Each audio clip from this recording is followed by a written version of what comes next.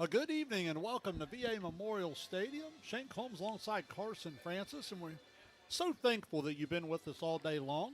If you have not been able to see the previous three games, they're here right here on the YouTube channel. You can go back and see those. First in Division 4 had Wheelersburg defeating Washington Courthouse, followed by Logan Elm knocking off Uniota. Those teams will meet for a district championship, and now we've shifted over to Division 6. Top seed Huntington rolled to a 13-0 win over Sims Valley. And now here in the nightcap, we expect a really good one with Southeastern out of the Cider Valley Conference and then the Southern Hills Athletic Conference member of Manchester. Carson, welcome you back. I know it's been a long day.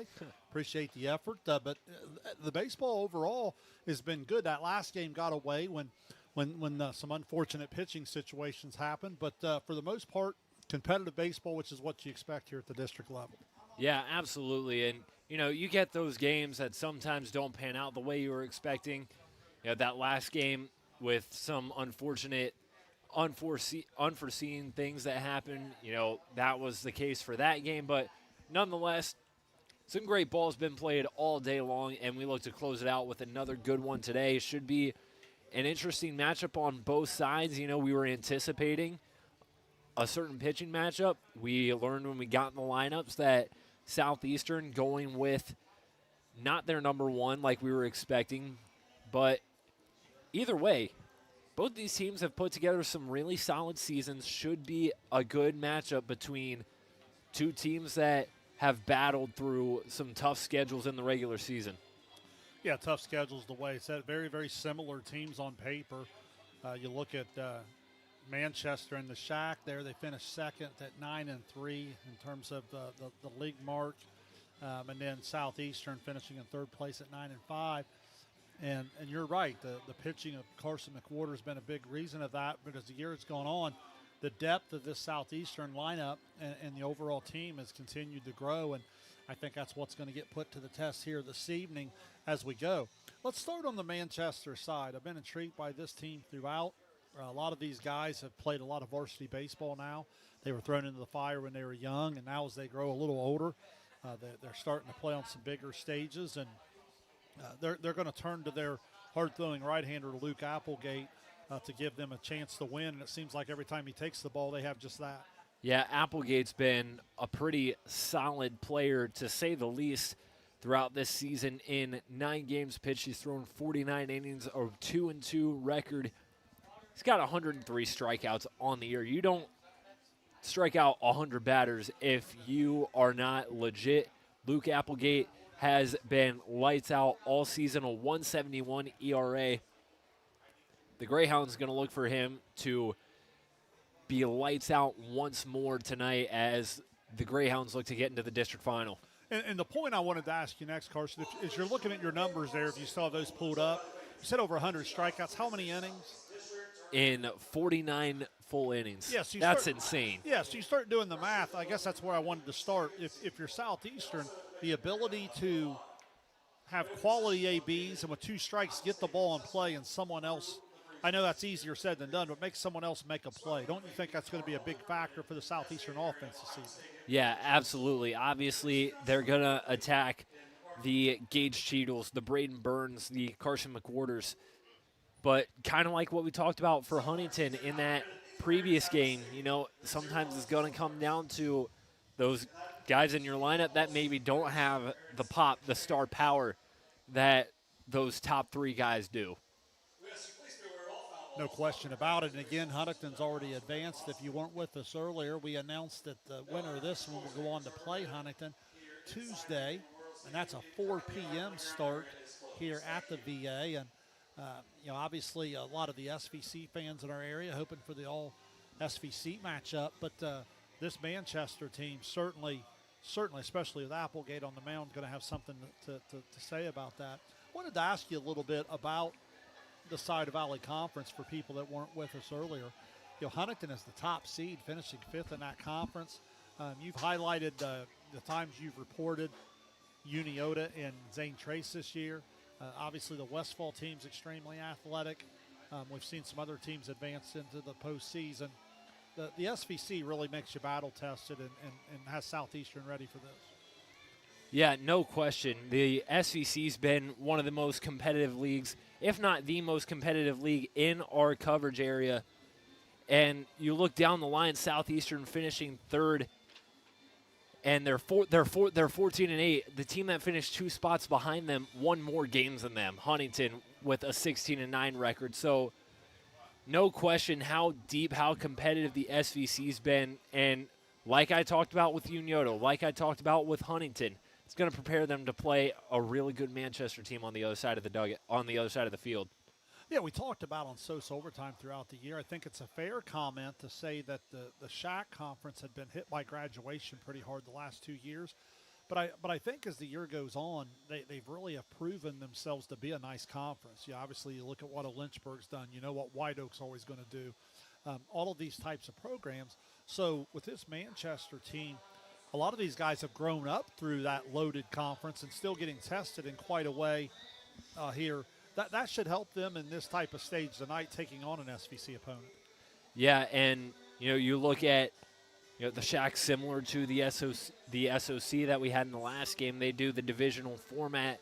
Manchester in Division II, where they split the league title with Peebles, but then you have those crossover games where they were playing the Lynchburg Clays, the North Adams, the teams that, some of them like Eastern Brown didn't have a year that they're typically used to having, but again, got hit pretty hard with graduation. Still some very competitive, well-coached teams on that side of the coverage area. Yeah, some really nice teams and some up-and-coming teams that really caught our attention throughout our coverage throughout the year. So it looks like here we're going to get the lineup cards at home plate and just about ready to get going. Again, been a long day, but glad that you've locked in with us. We think we've got one more good one. Stay with us here. I think what we'll do, Carson, is we'll step away for a quick timeout.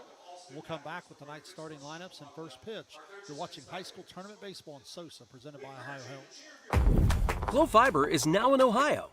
And with gig speed fiber internet, we're keeping things real. As in real reliable speeds. Real people who really want to talk to you. Not to mention, real simple pricing. Switch to Glo Fiber today to get real fast, real reliable fiber internet and your first month free. Glo Fiber is here. Welcome to Glo-Hio. Call 1-833-WANT-GLO or visit glofiber.com to switch today.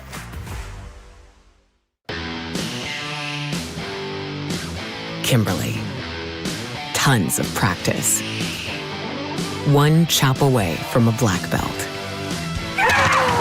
7 of the best sidekicks. And 5 years since her cancer diagnosis at Ohio Health.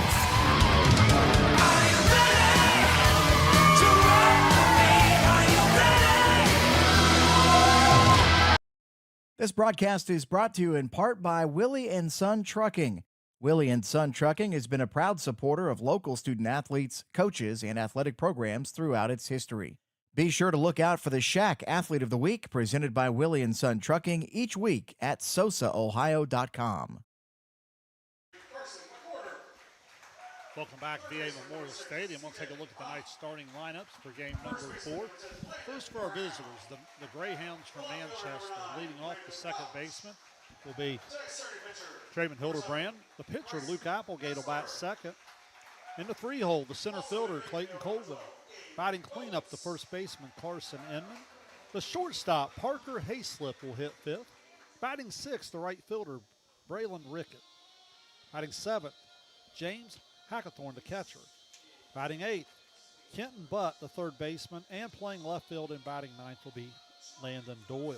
One more time for the Greyhounds. They'll go Hildebrand, Applegate, and Colvin. Inman, Hayslip, and Rickett. Hackathorn, Butt, and Doyle. Over on the Southeastern side, they'll use the designated hitter in the leadoff spot, Isaiah Colby. He'll be DHing for the right fielder, Gabe Oates. Batting second and catching, Colton Baxter. The shortstop, Gabe Cheadle, will bat third. Cleaning up for the Panthers will be the center fielder, Braden Burns. Second baseman Carson McWhorter will bat fifth. Batting sixth and playing third base, C.J. Huff. Batting seventh, the first baseman, Landon Brown. Landon Welch will play left field and bat eighth, and batting ninth and pitching will be Brayson Kessler. One more time for Coach Valentine and his Panthers. He'll go Cosby, Baxter, Cheadle, Burns, McWhorter, Huff, and Brown, Welch, and Kessler.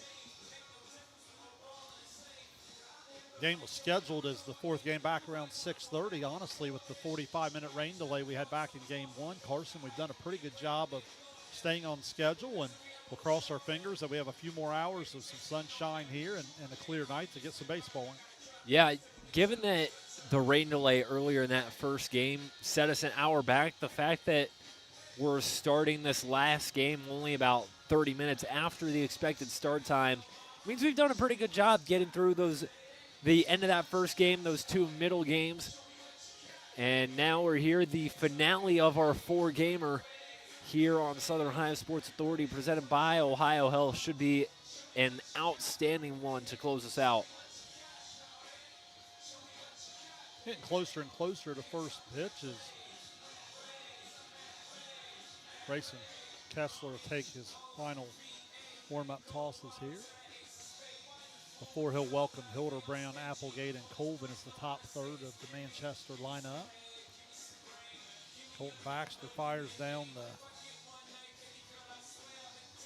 pitch, that final pitch down to the second base, and Southeastern will meet there behind the mound, and we should be about ready to get going. Looks like we're going to come up on right around a 7:08 first pitch. Temperature at 72. It will cool into the high 60s, but overall it's been a pretty comfortable afternoon and now evening.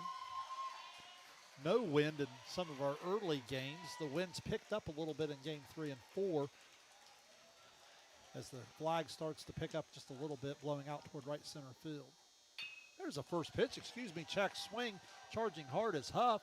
He throws on the run and he gets the hustling Hildebrand down the line for the first out of the game. One pitch, one out. It's a pretty efficient start. Kessler last pitched. If I did this correctly, Kessler's last outing was that 8-inning thriller against Paint Valley where he went all 7 2/3, gave up 3 runs on 6 hits, walked 6, struck out 3. Yeah, certainly capable, giving his team a chance to win. That was an outstanding game that night out in Bainbridge.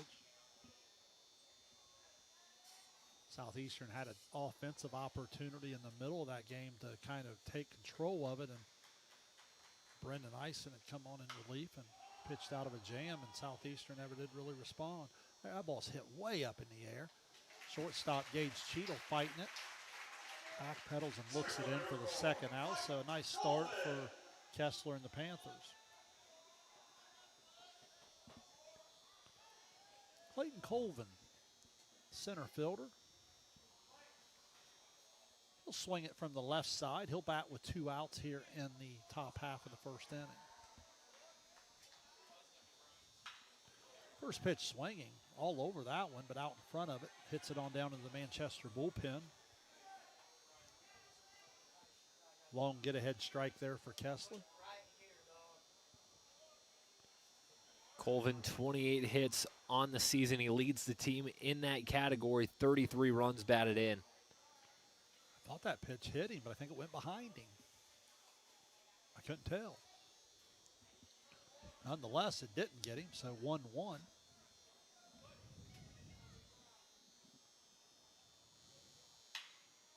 It's a hard shot. Nice pick there from Landon Brown. He'll go to the bag himself. Nice play there to end the inning. So 3 up, 3 down. Nothing doing for the Greyhounds. The Panthers are coming to bat. You're watching high school tournament baseball on SOSA, presented by Ohio Health.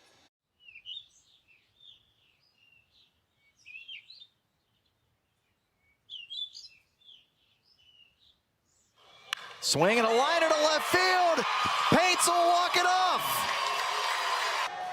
That one base is loaded in 2. Pitch. It is low, and this one dripped the pitch. Skied into center field, hit pretty well. Major back to the track, to the wall. It is gone.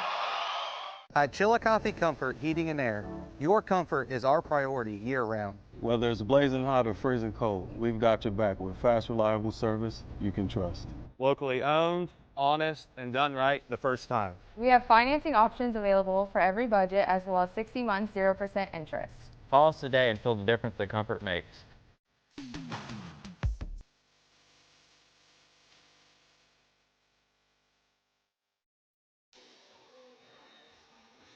On to the bottom half of the first inning we go. Nothing doing for the Greyhounds there in the top half, and now Southeastern will send Cosby, Baxter, and Cheadle to the batter's box to see if they can't play out in front against a very, very talented right-hander, Luke Applegate. Young man will climb the fastball up into the upper 80s, even touch 90 maybe at a time or two. Good off-speed pitch, good command. And as we talked about, striking out two batters an inning, and certainly overpowering when he's in the zone. Be quite a challenge for the Southeastern offense this evening. Yeah, Applegate, talk about being in a zone. I don't know if there was anyone who was more in a zone than Applegate was in that district quarterfinal, a 5-1 win over Eastern Brown, where he went 6 full innings and struck out 14 batters in the process on the way to a 5-1 win. That's what we were talking about in the pregame. It takes so much pressure off his defense. If you're Southeastern, the ability to get him in play and make the defense have to make some plays will be a big factor in this one.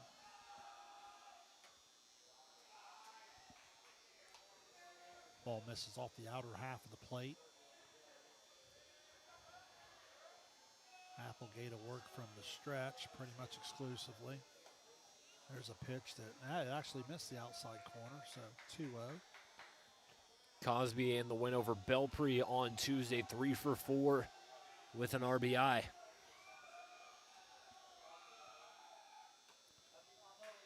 There's a pitch that one catches the corner, 2-1.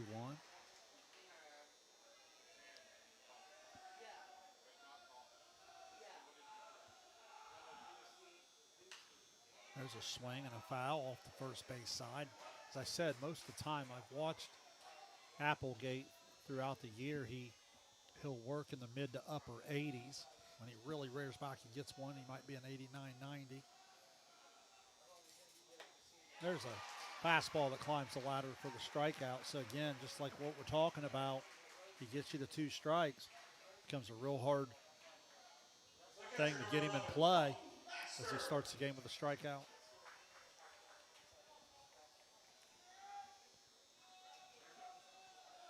Colton Baxter, Southeastern catcher. First pitch swinging, chops the second base. Hildebrand backs up on it to get the friendly hop and then sets his feet and throws a strike over to Carson Inman to record the second out of the inning. Nice read there from Hildebrand on the chopper. Able to back up just enough to get more of the friendly hop so he didn't have to get himself in an in-betweener. Gage Cheadle, now the 2-out batter, the Southeastern shortstop's just had a big-time year. So much of your all-league, all-district stuff, there's so much pitching stuff involved. If you just look at offensive production and look at athleticism, this young man's as good as it gets in the area. Big-time swing there, but swings through it, strike one.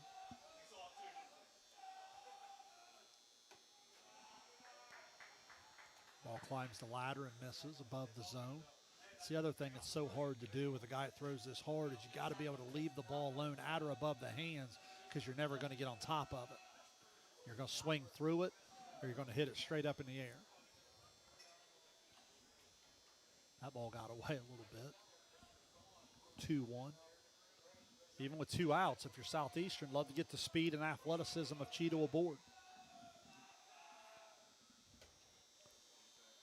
Now they're 1 pitch away from doing just that as Applegate falls behind 3-1. You mentioned Applegate throwing upper 80s, almost 90 to start. The last one rings in at 86. That one catches the zone there on the outer half. Manchester fans thought that was a bit Southeastern fans thought that was a bit generous, and Applegate takes advantage of it. It's come back and gets the second strike out of the inning. And just as Manchester did in the top half, Southeastern goes 1-2-3 in the bottom half. We're off to the second inning. You're watching high school tournament baseball here on SOSA, presented by Ohio Health. Are you looking for the best deals on quality used trucks and cars? Great news. Chillicothe Truck has what you're looking for. Choose from a wide selection of makes and models. All vehicles undergo a detailed multi-point inspection and extensive reconditioning before hitting the lot. Our friendly team offers a no-pressure sales experience, ensuring you find the perfect vehicle to fit your needs. Plus, you can customize your ride with our extensive range of truck accessories, from bed covers to lift kits. Stop by 173 Rennick Avenue in Chillicothe or call us today at 740-773-8782 to get started right now. Our employees certainly get the credit for that growth. The relationships that they build, people want to deal with people they can trust, they know, feel connected to. And I think that's where a community bank such as Kingston really shines. The color of money is the same no matter where you go, but I think the people behind it is what makes the difference. Having the empathy to understand what's going on in someone's business or personal lives and how you might be able to help it. I think our customers expect that, want that, and truthfully, they deserve that.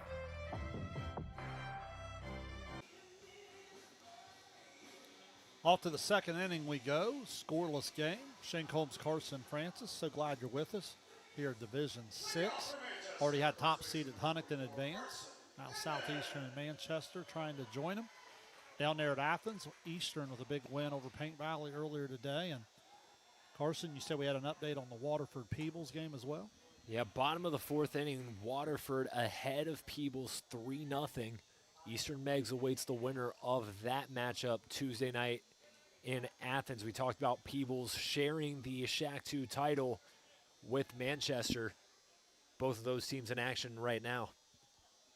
1-1 here on the cleanup hitter Carson Inman as Waterford trying to make that an all-TVC Hocking final, the same way Southeastern here trying to make it an all-SVC final. 2-1 pitch. There's a swing, fouled back, evens the count 2-2. Carson Inman hitting in behind Clayton Colvin there, gives you the back-to-back lefties swinging for the Greyhounds. Off-speed pitch, tried to catch the outside corner and just got away from him just a little bit. Runs the count full. Inman was 1 for 3 with an RBI in that win over Eastern Brown. Good piece of hitting there. He felt like it was too close to take and just kind of spoils it off into the parking lot. So we'll do it again.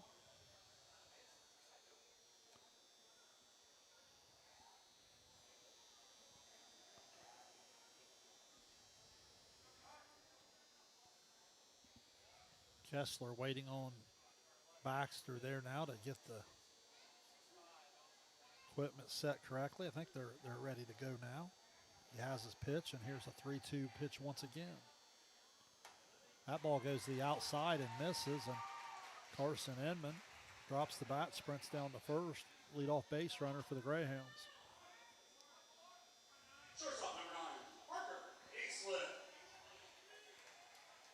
Parker Hayslip, shortstop, batting in the 5-hole. Get an opportunity now with Inman aboard. See what the Greyhounds have in mind here. Third baseman Huff way in at third.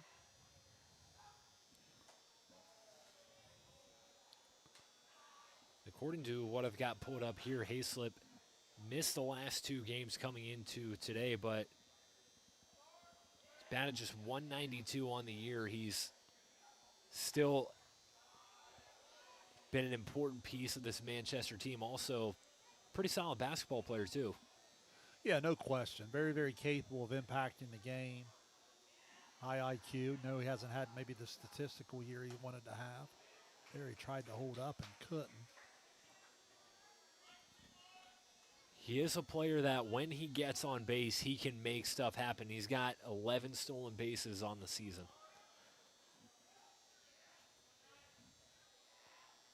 Huff still playing against the bunt. There is a bunt up the first base line, and that's outstanding.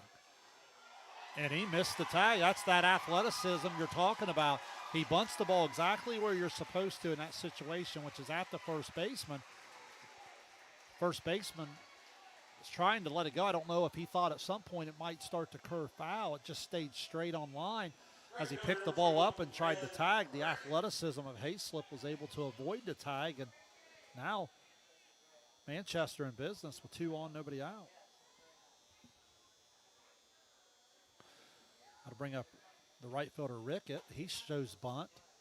Crashing in from first base. McWhorter was on his way over to cover. Now, Carson, the situation fundamentally changes. You'd like to bunt this somewhat hard at the third baseman. Comes right back to the pitcher. He comes up and goes to third. Well done there by Kessler. And got to get that bunt out of the middle. So that's going to go 1-5. Again, that's why you got to bunt it at the third baseman, make that third baseman come off that bag and come get it. So missed opportunity for the Greyhounds. Still in business, though, with only 1 out, 2 on, and now James Hackathorn, the catcher, will be the batter. That ball also just came off the bat of Rickett pretty quick, and it allowed Southeastern to quickly field it and make a play. Nice awareness by Bryson Kessler.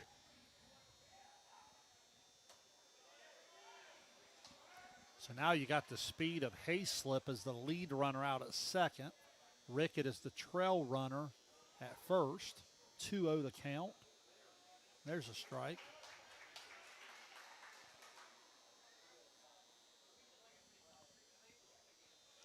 Kessler working quickly. That ball's fouled back. Hayslip couldn't tell if he was breaking on the pitch there. Had quite a jump on it. So 2-2 the count, 1 out. Hackathorn trying to put a ball in play and see if the speed of Hayslip can't create something for Manchester. That ball misses on out. 3-2.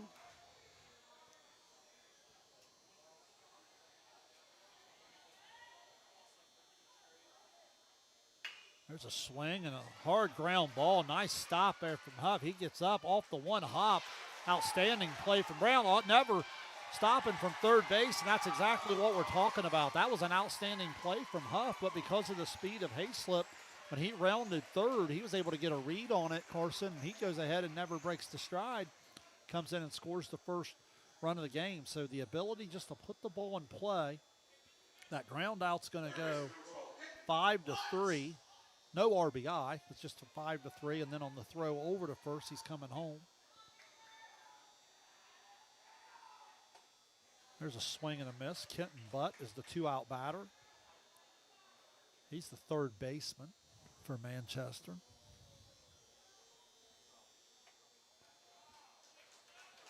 Strike.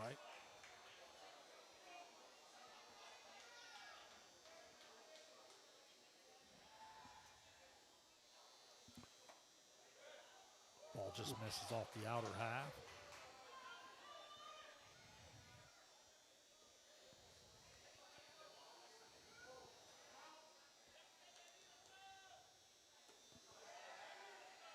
Ball away now.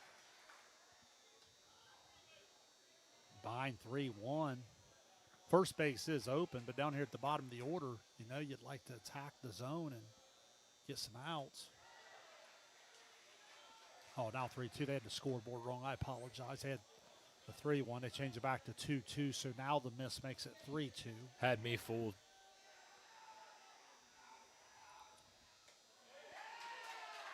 And that ball catches the corner for the backwards K. And Southeastern's able to limit the damage. But nonetheless, Manchester gets on the board. They lead at 1-0. You're watching high school tournament baseball on SOSA, presented by Ohio Health. For 175 years, the Glockner name has stood for trust. Today, that promise continues. Every time your family turns the key.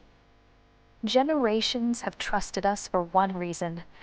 We never stopped caring. From preschool drop-offs to road trips, you leave our service center knowing your family is in the safest hands possible. 175 years of social proof that this isn't just service. It's a promise from our family to yours. At North Fork Animal Clinic, we're more than your pet's health care. We're your neighbors. We combine top-quality veterinary care with the availability you can count on, keeping tails wagging and pets thriving. And as proud supporters of youth sports in Southern Ohio, we're committed to helping our whole community grow strong. North Fork Animal Clinic, caring for pets, supporting our community. Heading off to the home half of the second inning with Manchester out in front 1-0. It'll be 4-5-6 for the Panthers. Braden Burns, Carson McWhorter, and C.J. Huff. C.J. Huff made a nice play on that ball, Carson. He was diving glove side. He got up to make the throw across. Equally impressive was Brown over at first base picking that ball. But because of the nature of the play, the speed of Hayslip was able to turn and got a real good read on it and then was able to break for home. Yeah, I had just been talking about how Parker Hayslip hasn't had the season batting that he had hoped to, but when he does get on base, boy, can he make things happen. And he showcases that right there. Applegate misses in. You're exactly right. That's what we're talking about, just having athletes, having good baseball IQ. Don't always have the statistical outcome you want, but you can impact winning, and that's what he did there for sure. A swing and a miss. Braden Burns, another one of those multi-sport athletes that's really starting to come on in all of his sports.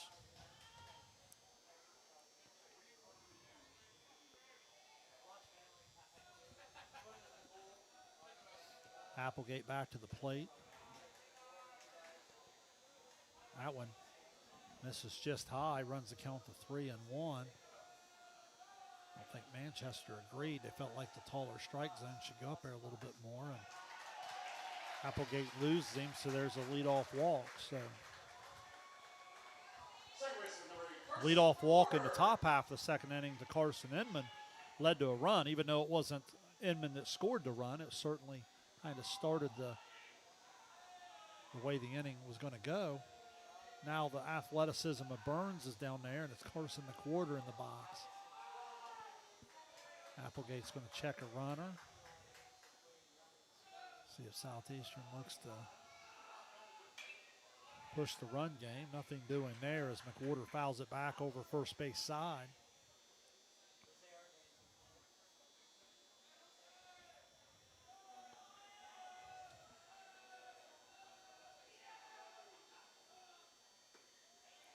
There's a good looking pitch to the outside corner there. Now quickly ahead 0-2. McWhorter 0 for 3 in that district quarterfinal. That 12-0 win over Belpre. He did get the starting nod that game, so kind of wondered, we were talking about, we were expecting the Panthers to turn to him on the bump in this game, but kind of wonder if what we were talking about with the Andrew Oyer for Huntington in the last game, just wonder if pitch count was a factor. Yeah, it's hard to say. You get in these situations, and that ball just misses there. So now back to 2-2. Applegate's really tried to live on that outside corner with both the off-speed and the fastball. He's missed the spot a little bit. When he starts to locate that pitch, he's nearly unhittable. Now all of a sudden he's climbs the ladder and he's gone 3-2 to a hitter after already walking Braden Burns that lead off the inning. There's a pitch and swing and a miss. Nice job by Hackathorn to hold on there. Third strikeout of the evening for Applegate. That'll bring up C.J. Huff, Southeastern third baseman.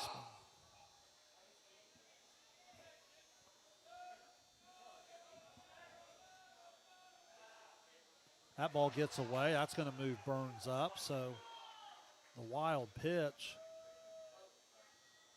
puts Burns in the scoring position. In a matchup like this, Carson, you're not going to come out and just beat the ball all over the ballpark, so you want to make your hits count. Now with an athlete like Burns out there, opportunity for the Panthers to maybe get even.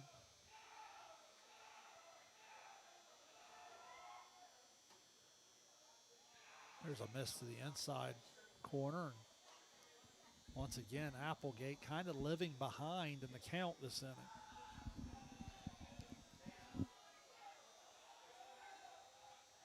Now Applegate will step off and get Burns' attention there. Now he steps back on and looks back into Hackathorn for the sign. Now comes set.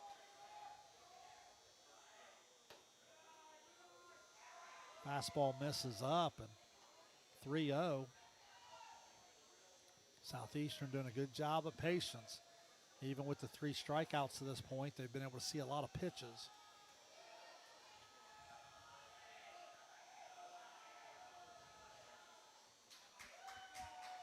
So Burns has certainly got his attention out there at second base.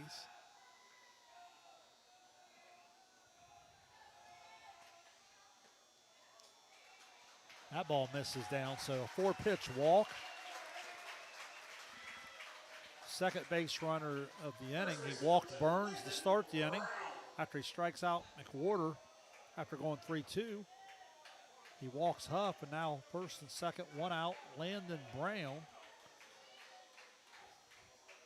The first baseman will step into the box.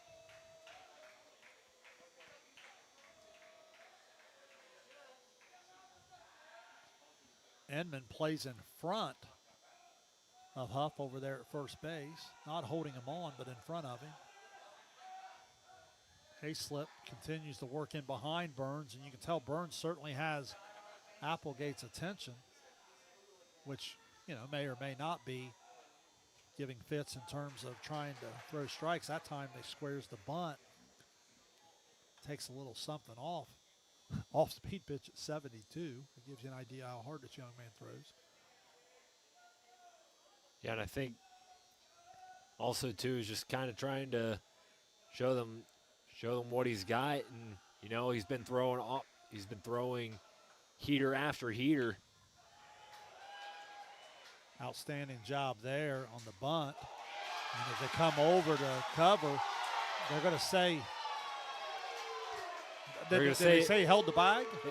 Looks like they're going to say he came off the bag, but he reapplied his foot to the bag for the out. So Hildebrand was coming over to cover. Applegate was trying to hold up to let him get there. He wasn't there in time. So he catches the ball, and I thought, again, he missed it, but as Carson said, he was able to catch enough of the bag to record a much-needed out. So give the sacrifice 1-4. Move both base runners up, and now with 2 outs, it'll be Landon Welch, the left-hander. That's a big play, big call there, because you go bases loaded with just 1 out compared to second, third, 2 outs. Big difference.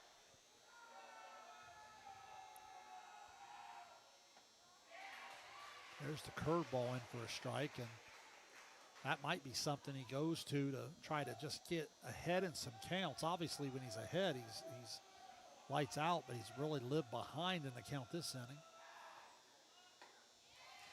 Welch thought about a bunt, trying to maybe bunt his way on. Strike, now 1-2. Applegate just a pitch away from getting out of this mess.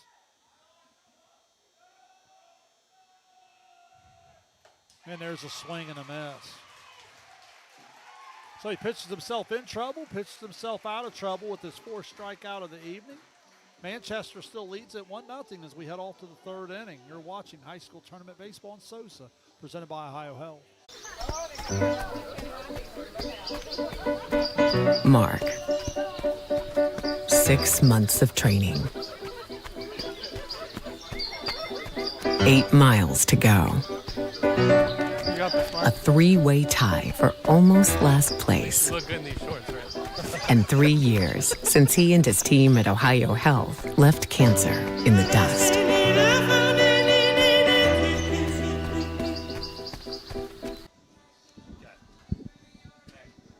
Welcome back here, VA Memorial Stadium in Chillicothe, Ohio. Shane Combs alongside Carson Francis. So glad you're with us. You're on the SOSA channel. Man, if you haven't subscribed, you really need to do so. If you love high school sports, you're just going to absolutely love what the page has to offer. All sorts of interviews, and you'll see some sound bites and some different highlight clips. And then, of course, our live stream all the way through football, volleyball, boys basketball, girls basketball. Had a softball game this year that was awesome with Chillicothe and Jackson. Plenty of baseball stuff. Also want to encourage you to check out SOSA Overtime, presented by Perfection One. John Bruce and myself get together weekly for a few hours, talk everything high school sports in the Southeast area throughout the SOSA coverage area. And then the Haynes Total Health Care Coaches Call-In Show. It's been really, really fun to listen to this year, Carson. I feel like John and Hoopsy and company, they do such a good job of the interviews because I feel like once I listen to Coach, I know a lot about their kids, a lot about their program. They do a real good job of really allowing coaches to highlight their programs.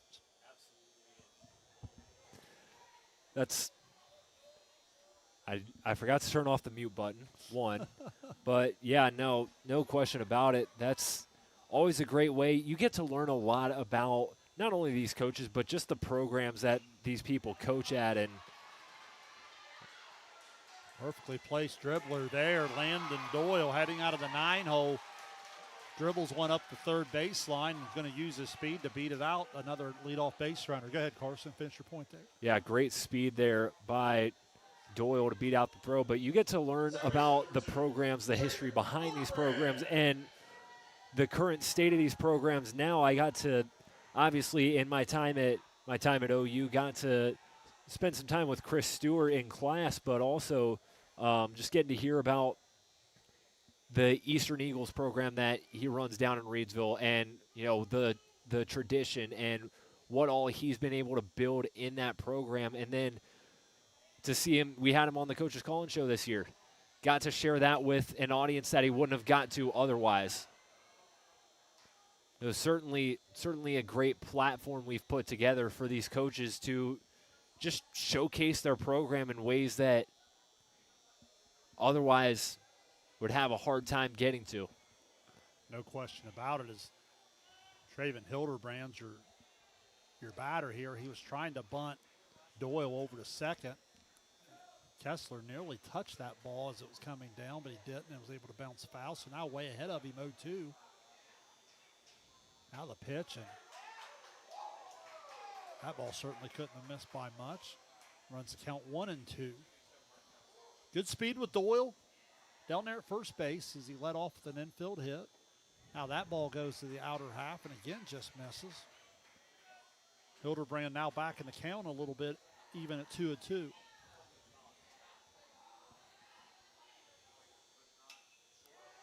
Good spoil there just to stay alive. 1-0 Manchester, top the third inning. Doyle leads for first, held on there by Landon Brown. The right-hander Kessler working from the stretch. That pitch misses down and away, and now at 3-2. See if Coach Meade decides to start the runner. Top the order in the box there. He's got a lot of different options. That ball misses badly, and after being ahead 0-2, Hildebrand comes all the way back and earns the walk, and that's going to bring pitcher Luke Applegate to the plate there. He hit a high fly ball out to shortstop, hit the thing way up in the air to Gage Cheadle back in the first inning. Now in a situation where, talk about helping yourself, he could really do just that if he's able to find some outfield green.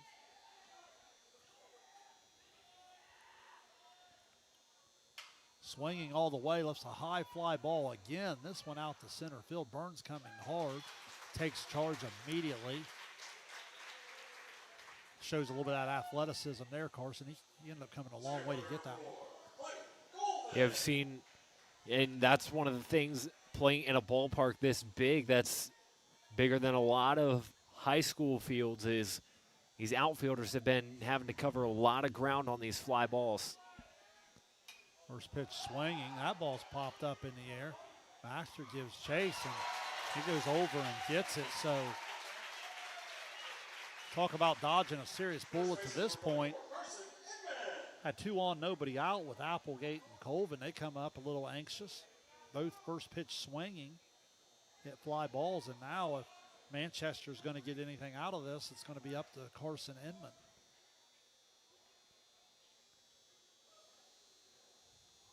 He too first pitch swinging, and this one's a ground ball into right field. right fielder Gabe Oates was playing pretty shallow. That ball got to him in a hurry, so even with 2 outs, not going to be able to score the run, and that shows even more how much it hurt not to make productive outs there in the last two batters. So bases loaded. Parker Hayslip comes to the plate. He had an infield hit back in the first inning. Remember, it was his athletic adjustment there right shy of the first base bag to avoid the tag. So Kessler trying to pitch out of trouble here. There's a hard ground ball to short. Cheadle with a play. Nice play. Hits McWhorter coming to the bag to get out of the jam. They strand 3, but they still lead at 1-0. We're off to the bottom of the 3rd inning. Manchester 1, Southeastern nothing. You're watching Tournament Baseball here on SOSA, presented by Ohio Health. SOSA's The Dugout is Chillicothe's premier indoor baseball and softball training facility designed to serve local baseball and softball players of all ages. The Dugout is equipped with our fully featured hit tracks, the next-gen data capture and simulation system providing athletes with real-time feedback with the capability of playing in any of the 30 Major League Baseball stadiums. The Dugout has a 70-foot by 12-foot batting and pitching cage, and every user has access to baseball and softball pitching machines, plyo wall and arm strength bands, pitching mounts and softball mats, multiple tees and hitting nets. Wall-to-wall AstroTurf, 285-inch TVs, and Bluetooth speakers make the Dugout the place to be for all of our area baseball and softball players, no matter the age. Train year-round, improve your performance, and further develop your skills in a fun and competitive environment at SOSA's The Dugout. Located in the heart of downtown Chillicothe at 185 East Main Street. Visit our website at sosadugout.com to reserve a time today.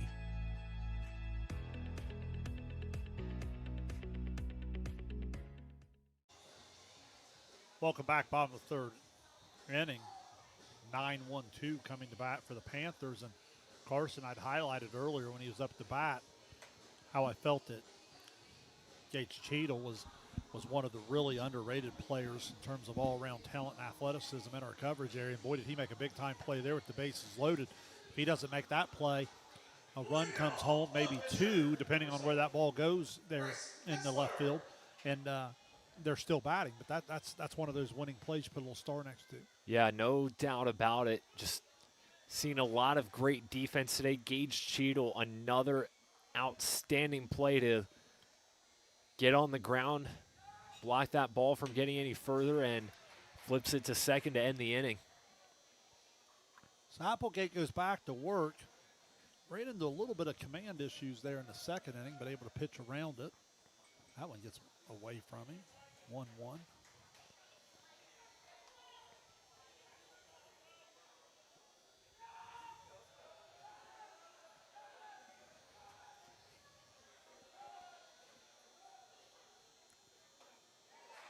There's good command of it.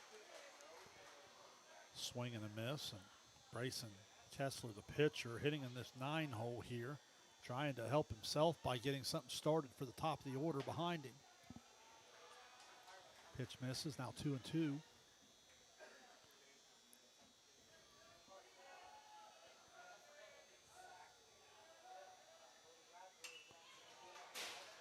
Good piece of hitting to get a bat on it and live to see another pitch. Talked about the importance against a guy like Applegate. You're going to strike out some. The ability to win 2-strike pitches, elevate the pitch count, get balls in play, and make their defense make plays. There's an example there. So you foul off the one pitch to stay alive, and then now he misses 3-2. Now you continue to battle. You always want to win one more pitch.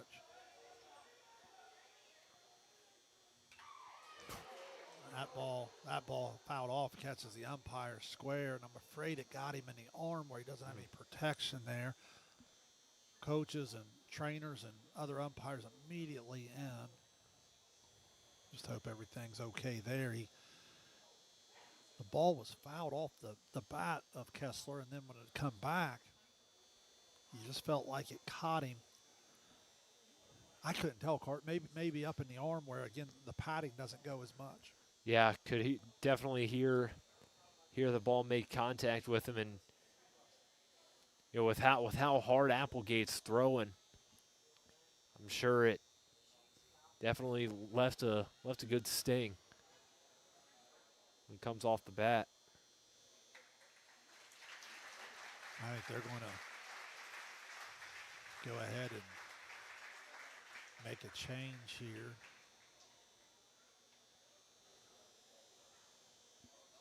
So umpire will come over. They always have alternates in the tournament setting, and I think that's where tournament director just pointed over there. I'll tell you what, let's step away and let them sort this out, and we'll be back again. You're watching high school tournament baseball here on SOSA, presented by Ohio Health. Glow Fiber is now in Ohio. And with gig speed fiber internet, we're keeping things real. As in real reliable speeds. Real people who really want to talk to you. Not to mention, real simple pricing. Switch to Glow Fiber today to get real fast, real reliable fiber internet and your first month free. Glow Fiber is here. Welcome to Glow Ohio.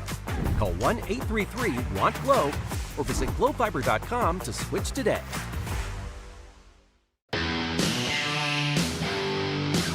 Kimberly. Tons of practice. One chop away from a black belt. 7 of the best sidekicks. And 5 years since her cancer diagnosis at Ohio Health.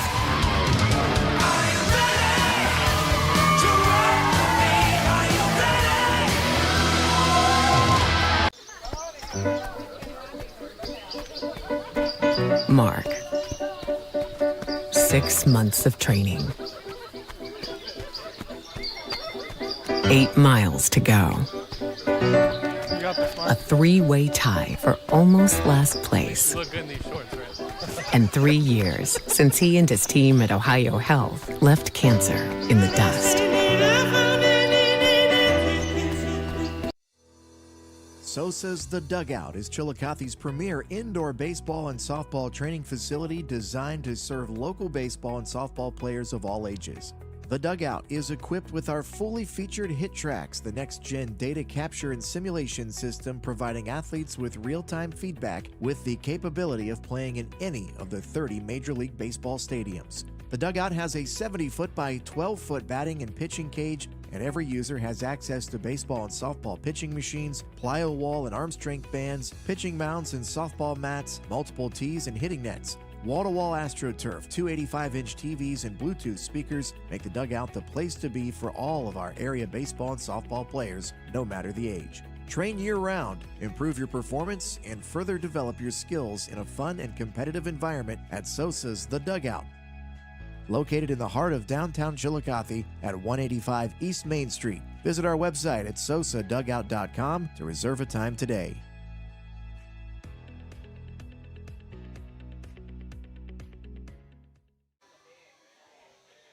Back here at VA Memorial Stadium, Shane Combs, Carson Francis. We're in the middle of a delay, had an injury to an umpire. Foul tip comes off and caught him what looked to be in the arm or shoulder. And so all the umpires go back and they'll have certain rotations on who would take the home plate and who would step into other places with alternates and so forth. So as they get all that sorted out, we're currently in the leadoff spot here in the home half of the third inning. Brayson Kessler, the Southeastern 9-hole hitter, is facing a 3-2 count. And, Carson, as they get this sorted out, I think it's a tricky dynamic with it being a home plate umpire. You start to settle into a certain strike zone here into the third inning. That's going to certainly be something that both pitchers and really each of the lineups, all the lineups will have to adjust to as well.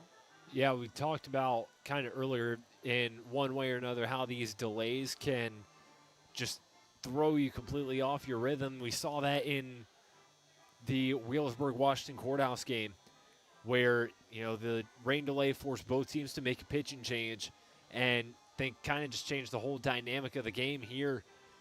It's a bit more unfortunate. We certainly hope that he's okay, and we know that the right people are taking care of this. No question. Yeah.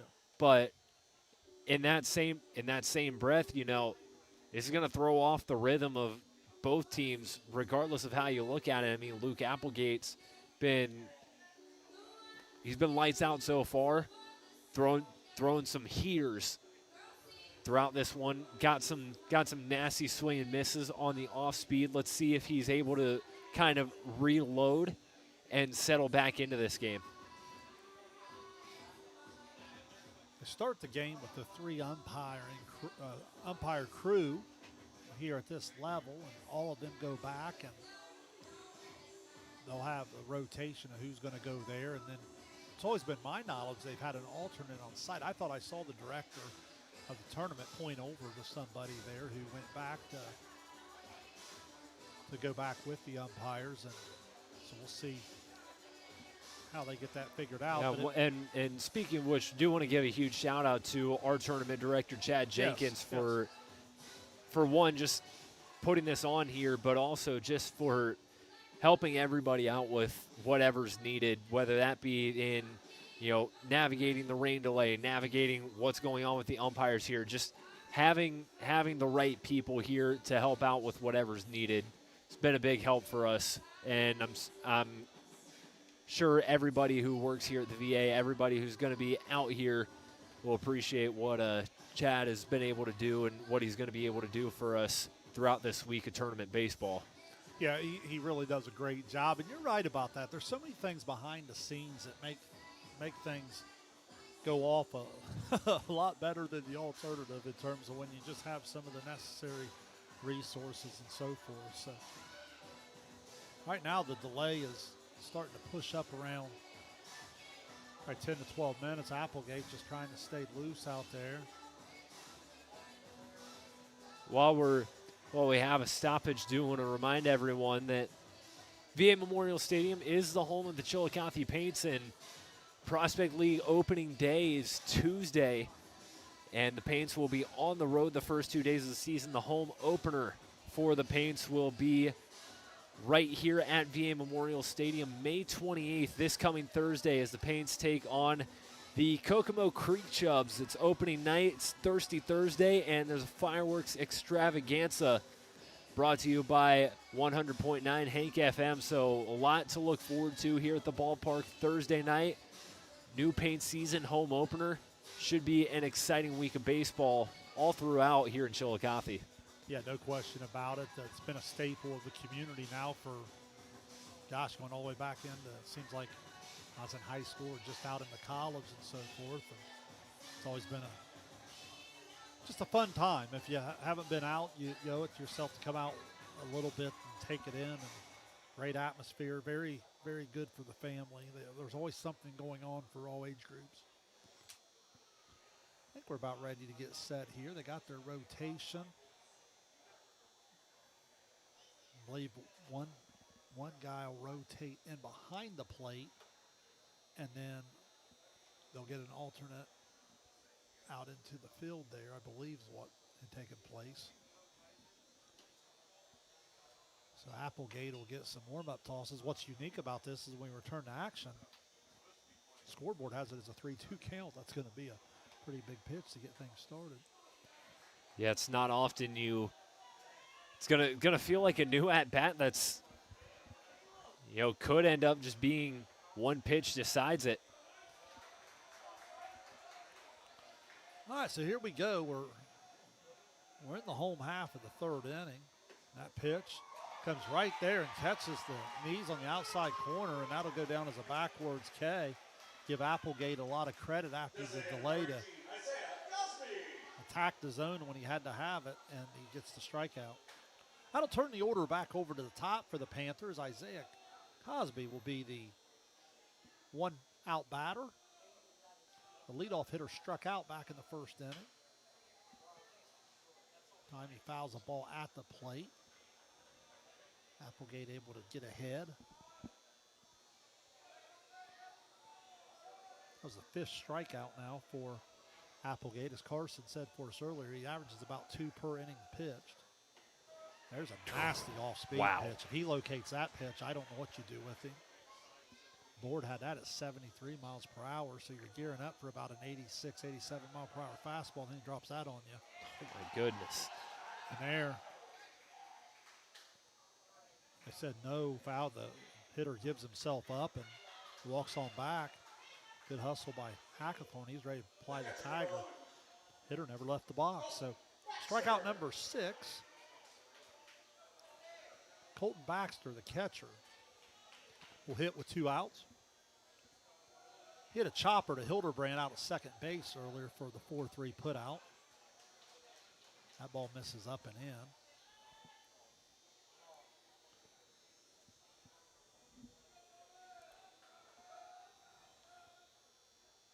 There's an off-speed pitch, misses the inside corner, now 2-0. Southeastern still looking for his first hit. They did draw 2 walks in the second inning and had him over the second, third, but couldn't get him in. Here's a chopper to Hayslip out at short. He sets it, turns it loose. That brings the first baseman up the line. Outstanding play by Inman. Comes off the bag to get it and applies the tag for the 6-3 put out to end the inning. We've played 3 complete. Manchester leads Southeastern 1-0. You're watching high school tournament baseball on SOSA, presented by Ohio Health. Richard. Countless nights in the garage. 8 shiny new pistons. 1 very happy 16-year-old granddaughter. And 2 years since starting cancer treatment at Ohio Health.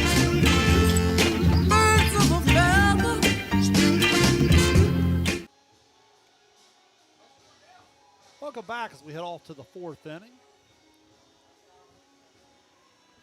Manchester leads at 1-0, and they'll look to add on here as they'll send 6, 7, 8 to the batter's box with Rickett, Hackathorn, and Butt. Bryson Kessler continues to deal from the hill here for the Panthers as he'll try to keep it right where it's at to see if his offense can crack the code to the talented right-hander Luke Applegate. Yeah, certainly a tall task going against Luke Applegate. Now, what Manchester's got to do is they've got to find a way to be able to put some more runs on the board, get some more runners on base against Bryson Kessler. And I know they're down on the scoreboard, but Kessler's had a nice game himself so far. Just the 1 run on 3 hits. Got to look to keep it right where it's at. Now it looks like we're ready. I think they were waiting with Baxter making the last out of the inning. They are waiting on the catcher there. And now it looks like he's out, and they'll be ready to take this one down.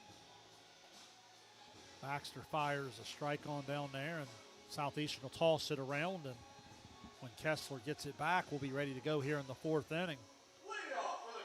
Still early, but the game starts to intensify a little bit, especially if Manchester can play a little add-on here, the way Applegate's throwing the ball.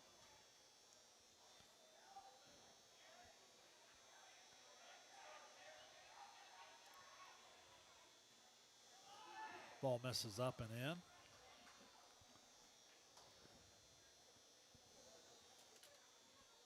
Rickett tried to sacrifice the 2 guys over back in the 2nd inning. Ended up bunting it a little hard back up the middle, and they were able to get the lead runner on the 1-5 put out.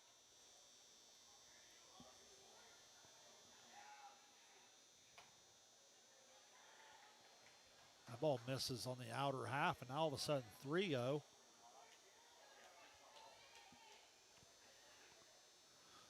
See if Kessler can come all the way back here. His delivery actually hits him. So leadoff base runner for the Greyhounds is Rickett. Will jog on down the first base. That'll bring up the catcher, James Hackathorn. He was a ground ball out to third base. That was the play that created the run-oh, if you remember, Carson. C.J. Huff made a real nice play on the dive. When he got up to make the throw, he threw the strike across. Good play from Brown on the other end, but the speed of Parker Hayslip was able to round the bag and go. And looks like we're going to have a pitching change here.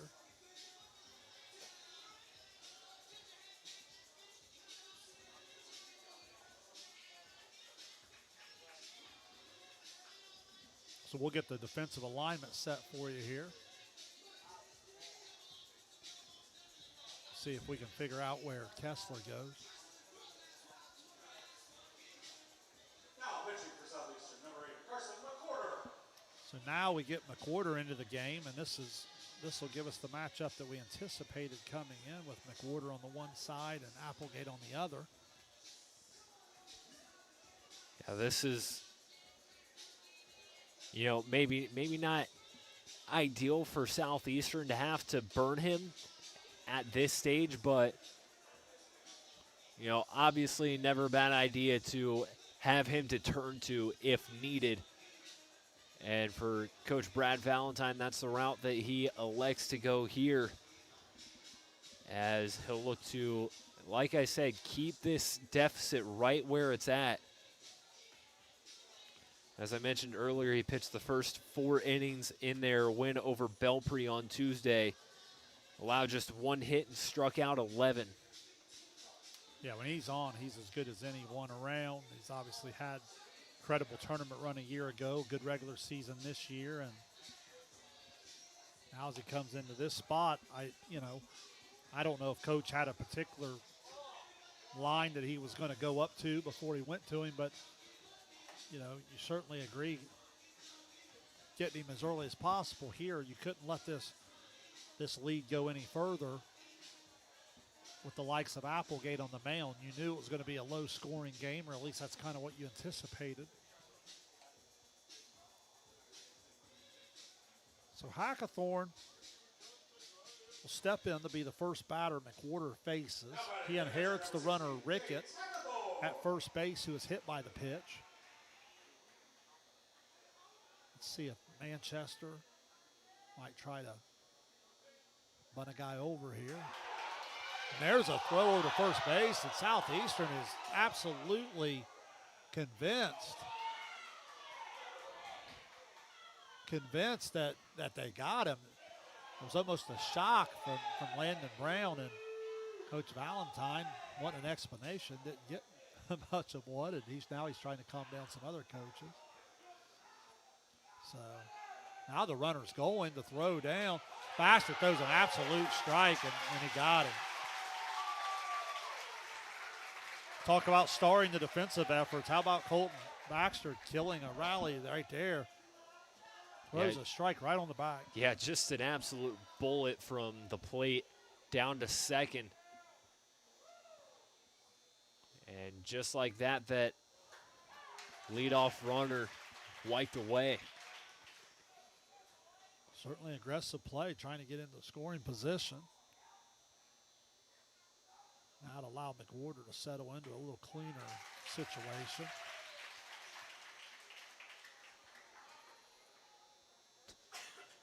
I was going to say, that's not the count I had. He was walking back to the dugout. That was only the second strike. I feel like it's been a long day for everyone. Yeah. That ball right there. Now on the that's corner. strike 3. No question about that one. So put it backwards, Kay. That'll be McWhorter's first. Third baseman, number 12, Kessler had one back in the second inning. So now Kenton Butt, the 2-out batter, nobody on. Always felt in these situations, if nothing else, get a base runner here, maybe turn the order over for the next inning. McWhorter wasted no time coming right at the hitters. He himself's working in the mid-80s, and he's just getting loose. And there's a fastball, just blows it right by him. Good morning, good afternoon, good night, and that'll end the inning. Manchester will take the 1-0 lead to the bottom of the fourth inning, and Southeastern will try to get the bats going. You're watching high school tournament baseball on SOSA, presented by Ohio Health.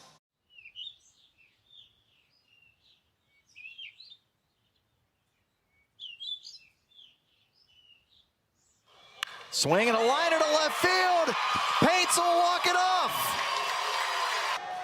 That one base is loaded in 2. Pitch. It is low, and this one dripped the pitch.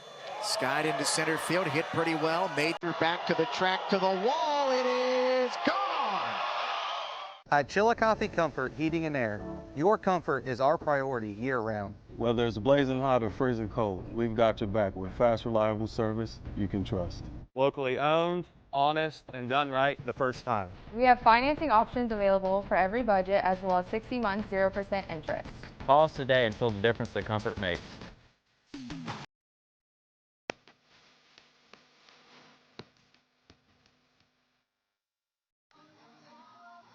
Welcome back here, VA Memorial Stadium. Let's turn into a beautiful evening. We worried about the weather all day, and we were hit by it back in game one for about 45, 50 minutes. Got us behind schedule a little bit, but everybody across the staff, as Carson was highlighting earlier, doing a great job. And here we are moving in our fourth and final game into the home half of the fourth inning. We'll cross our fingers that the weather's done, and we're going to have beautiful weather from here on out. We're certainly going to have a great baseball game here in a 1-0 game. Yeah, no doubt. And now that we, nothing, this is not to take anything away from the effort that Bryson Kessler put forth, because he did an outstanding job through those first 3+ innings. But now Southeastern's pulled out Carson McWhorter onto the mound, and we saw what he can do just in that short sample size there. And we got a good pitching matchup on our hands for the rest of this game, and we'll see if Southeastern can put anything together to counter the heater that Luke Applegate's putting together. Been so impressed with Applegate. I thought he was overthrowing a little bit in that second inning when he fought his command, but for the most part, I like how he settles in and works at a comfortable, and then he knows he can rear back and go get a little extra when he needs it, but when he's able to work ahead, he's been unhittable to this point. Now 2-2 the count to the talented shortstop, Gage Cheadle. It's 3-4-5 for Coach Valentine here in the fourth. The ball just misses off the outside corner, going to run it full. Here's a situation where if you're Southeastern, boy, would you love to have an athlete like Cheadle on base no matter how he gets there. That ball's hammered down the left field line, foul. 3-2. Cheadle was sitting on the fastball, and he cheated on it a little bit and hits it down around the picnic area.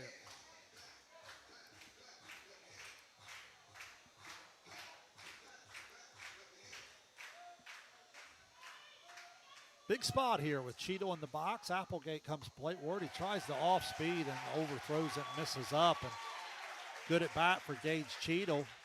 Southeastern with one of its top athletes on base, and that'll bring Braden Burns to the box. As I said, Southeastern still looking for that first hit. That is their third base runner. All thankful of the walk. Yeah, and you were talking about in a game where offense has been hard to come by, you'll take a base runner any way you can get it, and certainly you love to have a guy like Gage Cheadle on first base. Now got himself behind Braden Burns with a first pitch ball. Burns walked back in the second inning to lead things off. Swing and a miss. He was one of two Panthers stranded in that inning. He ended up at third. Huff ended up at second. Pickoff move over just to check the runner.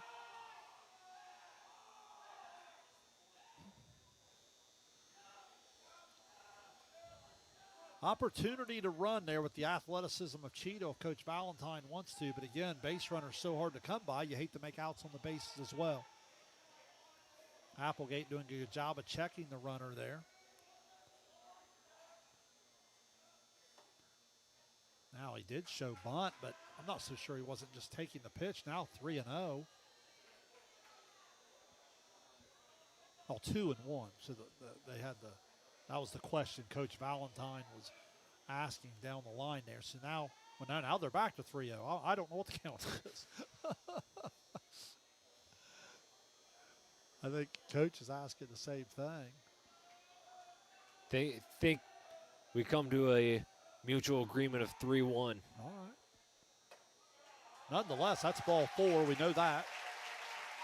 In the back-to-back walks Southeastern in business now as Carson McWhorter comes to our batter. Now Coach Mead's coming out. I don't know that they agreed with the count. Like I finally just admitted, I had no idea what the count was.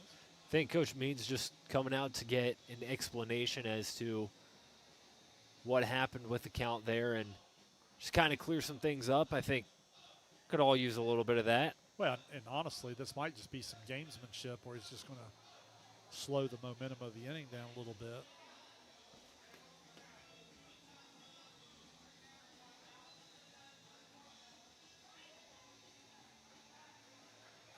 Yeah, they're going to bring him back now, so.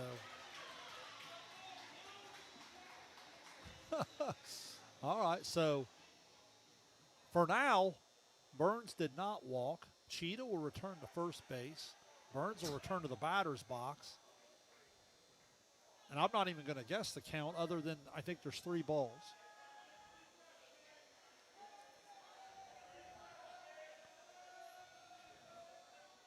All right, so Applegate comes set. Now he delivers. That ball misses low, I believe. And all of that for naught. Now we're going to have a mound visit as we do have back-to-back walks to start the 4th inning, and Carson McWhorter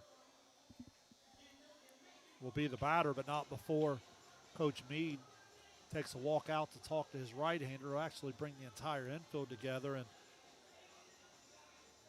baseball's a funny game, Carson. It's one of those things where you don't have to have a whole lot of hits. If you can have quality at bats and you can execute, here's an opportunity for Southeastern. You want to make Applegate throw strikes. At the same time, if Coach gives you that bunt sign, you got to be able to execute it and get runners over and get them in. Yeah, this is also just a huge make-or-break opportunity for Southeastern. You finally get stacked base runners on with nobody out, a runner in scoring position, still looking for your first hit. But if you can get one right here, got a chance to do some damage. The other thing that's starting to happen because of that 2nd inning and now because of this 4th inning, pitch count starts to become a little bit of a factor. Applegate coming up on his 60th pitch of the night, and he still doesn't have an out here in the 4th inning. So that's a factor, something to keep an eye on.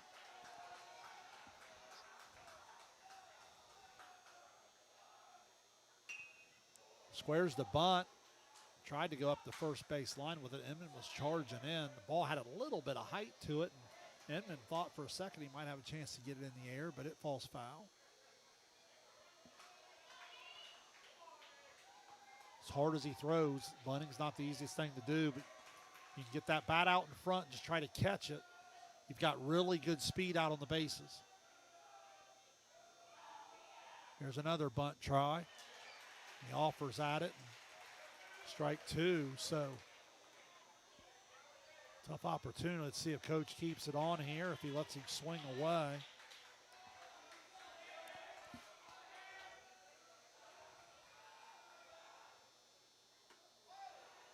Off speed, misses up.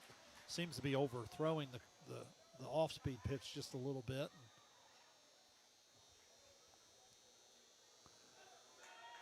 Still ahead 1-2 in the count. There's a strike 3 called on the inside corner right down at the bottom of the strike zone. So the backwards K will give him the first out of the inning, and C.J. Huff will become the batter. That's what we were talking about earlier. Applegate kind of pitched himself in and out of trouble. Obviously has the incredible stuff to come back from any count, but from an efficiency standpoint, would like to get ahead here. The ball misses on the inner half.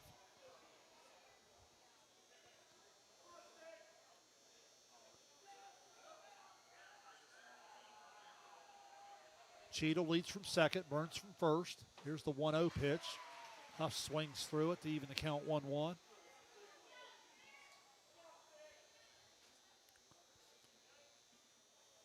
The speed and athleticism of Cheadle and Burns. Any ball in play here can make for an interesting situation. We've seen it all day where just some ground balls and some throws across. And well, that's how Manchester scored its only run of the night, where Hayslip was out there at second, came around on a ground ball in the infield.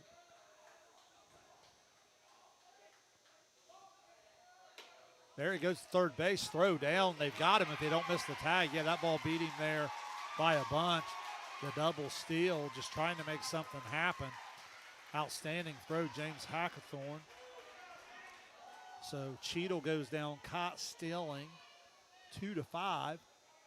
Burns does move up. So he's still got a guy in scoring position, but now it's with 2 outs, I should say.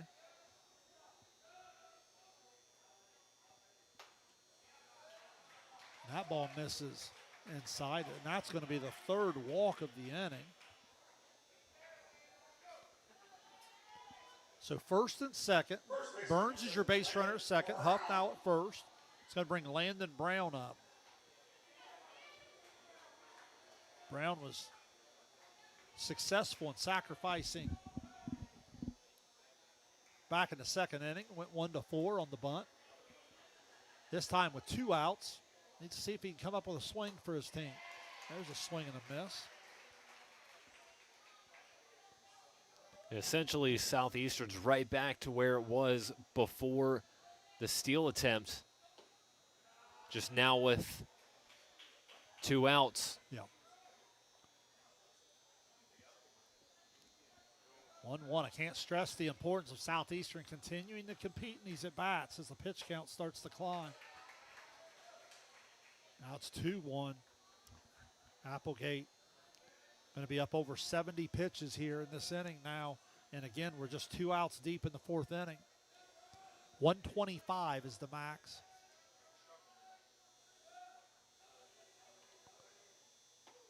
There's a swing and a miss.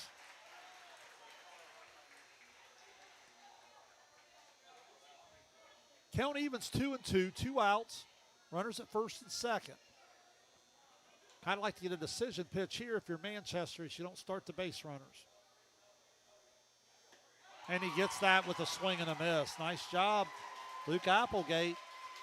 3 walks in the inning, but nothing to show for it. Thanks to strikeouts number 7 and 8 on the night.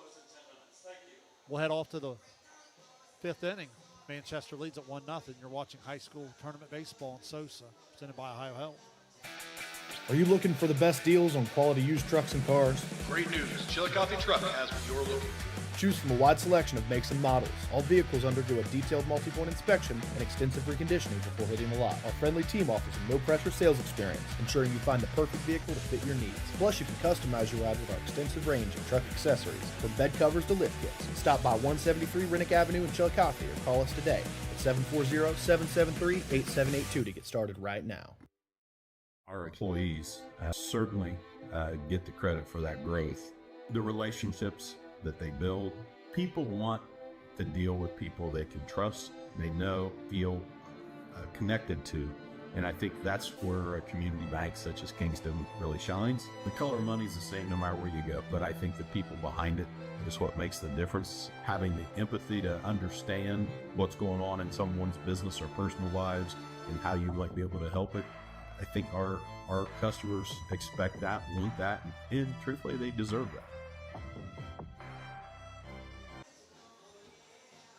Welcome back as we head off to the 5th inning. Manchester up 1-0 over Southeastern.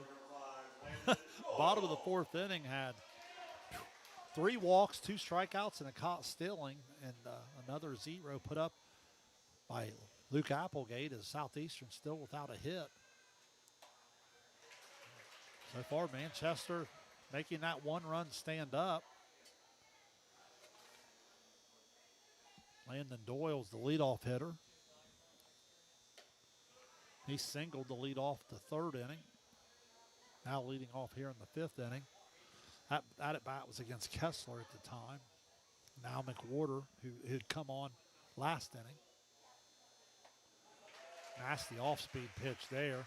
Drops that off the table at 70.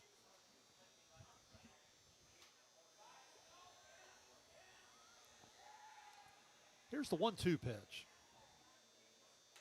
McWhorter sticks an 84-mile-per-hour fastball right on the outside corner for the backwards K. Already his 3rd strikeout since coming on last inning.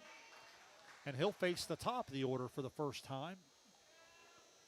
Traven Hildebrand will step in. He's 0 for 1 with a walk. He reached on that walk back in the 3rd inning. There's a strike.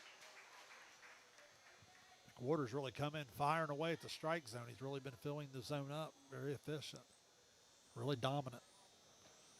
Hildebrand thought about a bunt.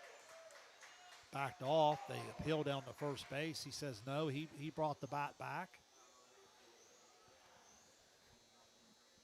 Hildebrand's got a hit in 5 of his last 6 games, showing why the Greyhounds have elected to keep him at the top of the order here, but McWhorter's going right at him. Yeah, and watching this young man pitch, I have to say I enjoy watching him pitch more from this perspective than the third base coaching box coaching against him. That pitch had the hitter all kinds of confused as he swings and misses for yet another strikeout.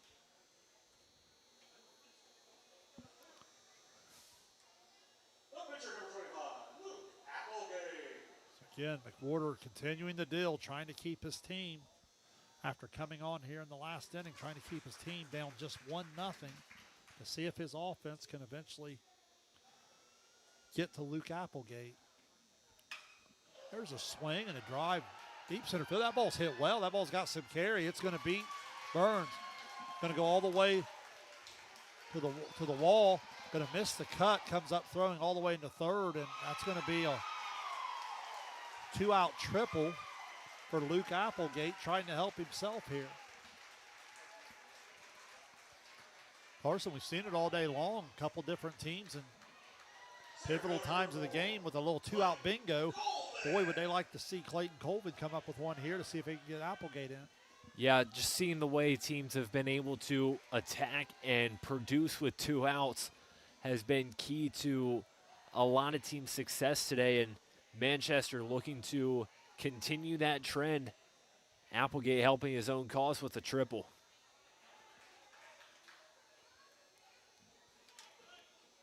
Colvin 0 for 2 on the night. Hit a hard ground ball, 3 unassisted on a really nice play from Landon Brown back in the first. And then ended up flying out, first pitch swinging to catcher Colton Baxter in the 3rd. Now batting in an opportunity for an RBI here in the 5th. Swings and fouls it back.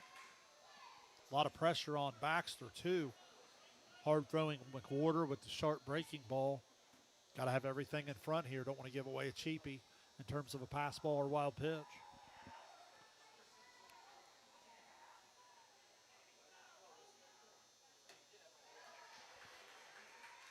Lights on here at the VA Memorial Stadium. Certainly start to get a little darker. Still have a little daylight left, but I'd rather it be dark because we're going on 8:30 at night than it be dark because we're about to get stormed on. there's a chopper, second base. They're going to have to hurry. Nice play. Kessler backs up on it. Strong arm makes the play to get out of the inning. Manchester threatens, but Strand Applegate at 3rd.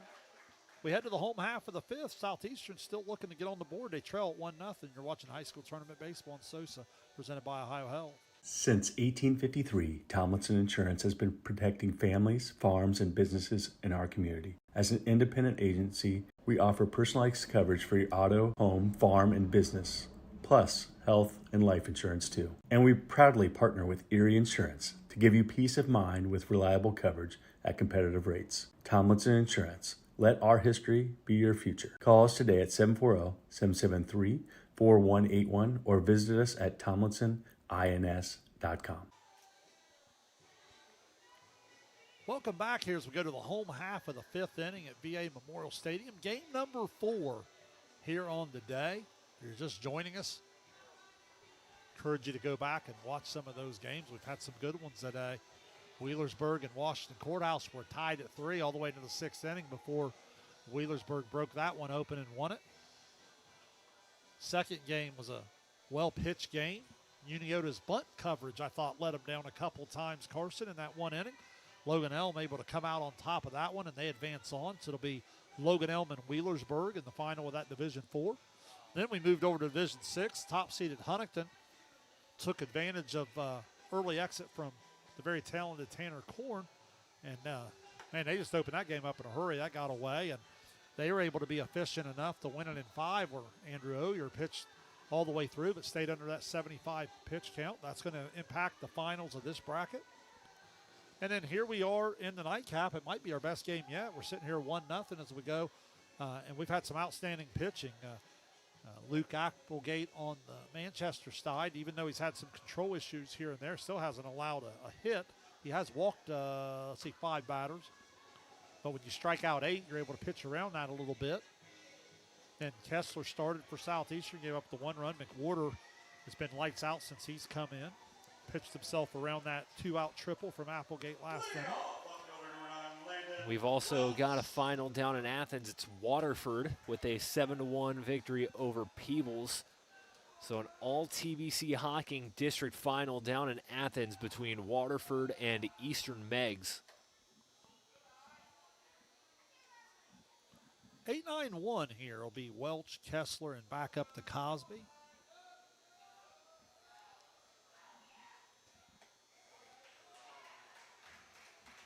And again, Applegate pitching behind.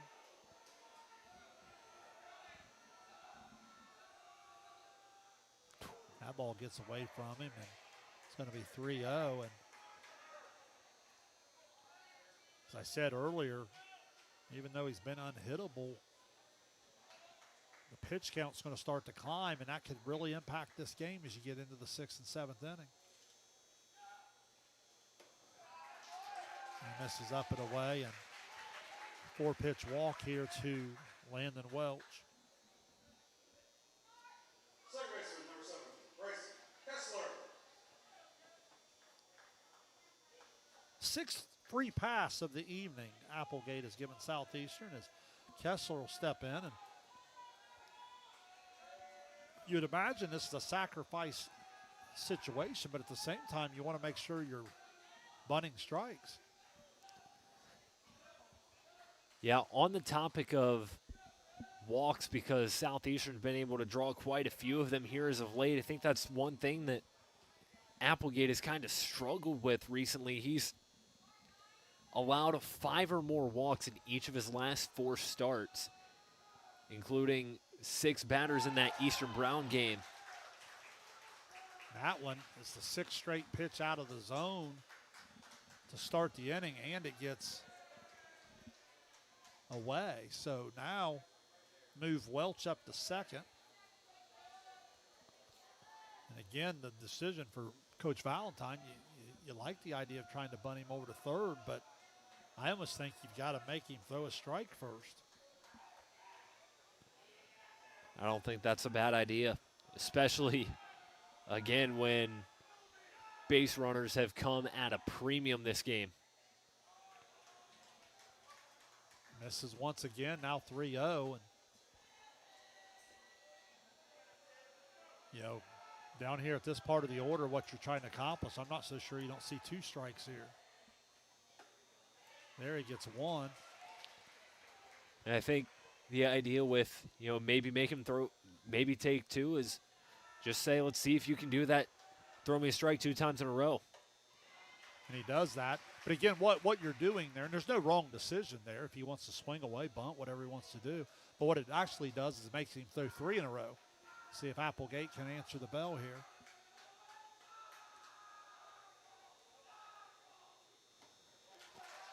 And he misses down and in. So back-to-back walks.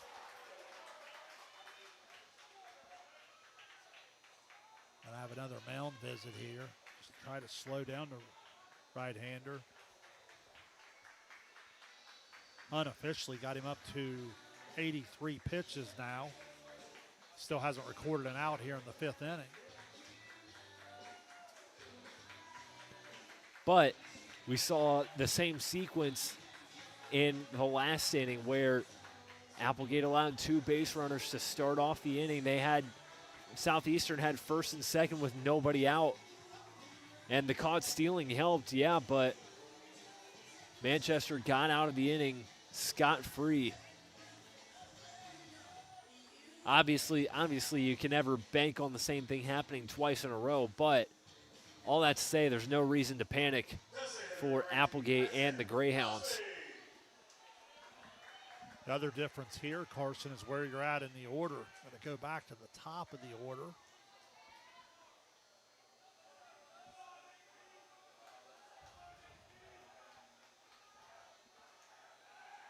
Take a look at the pickoff, and that's a big-time scoop from Hayslip. That ball about got into center field.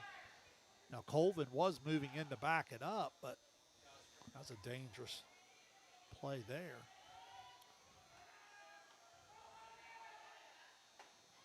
They're taking all the way.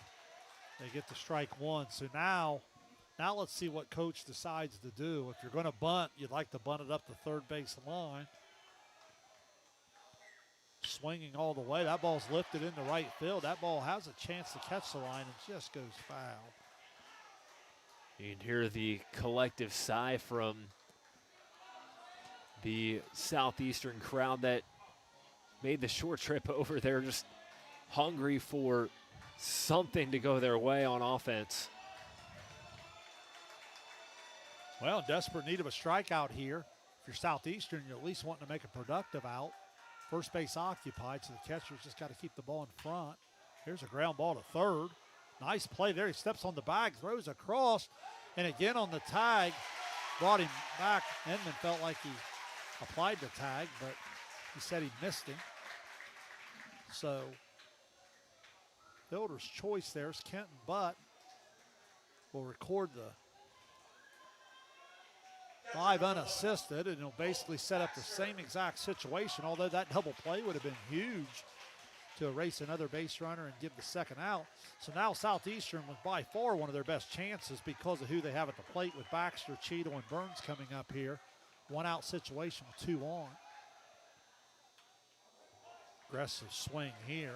I was going to say, this is one spot in the order I don't think they'll be bunting. I think he'll let his catcher rip away. He's grounded to second. He's grounded to short. Manchester could use a ground ball here and maybe turn one and get out of the inning. Ball right underneath the catcher. They're breaking for third. Throw down to third. And I think he dropped it anyway, but I think he beat the throw. So that's certainly a big deal there. All of a sudden, ball down in the zone. Both runners move up 90 feet. Now a base hit to the outfield would not only be the first hit of the game for Southeastern, and most likely give them a 2-1 advantage. There's a foul back to the right side. Again, so much pressure on the catcher here as well. I can't stress to you enough. A guy like Applegate's hard to hit. He's also hard to catch. You want to give him that confidence to bury that curveball if he needs to. There's another foul off to the side.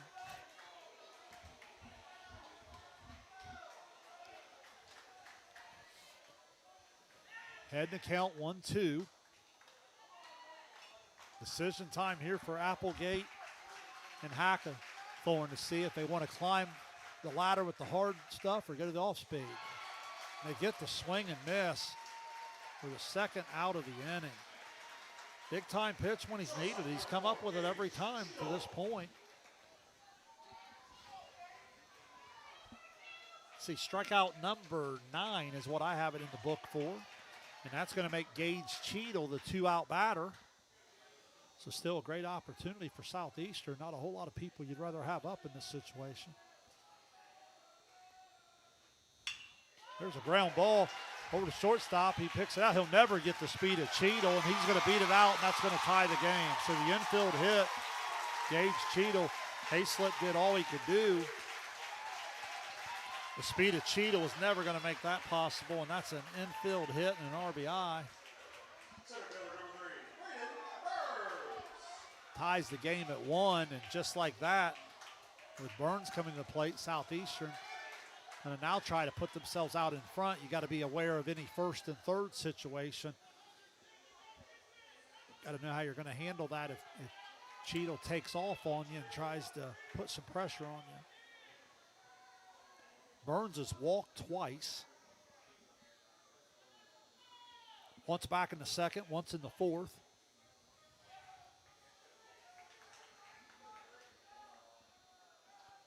Hackathorn steps out in front of the plate and delivers the sign to the infield, letting them know how they'll handle the first and third situation. No hold at first base. I assume they're going to let him go. Now they're holding him on. Pitch goes down. They're just going to let him go.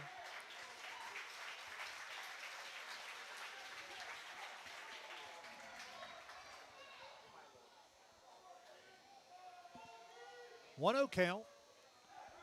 Braden Burns, the 2-out batter.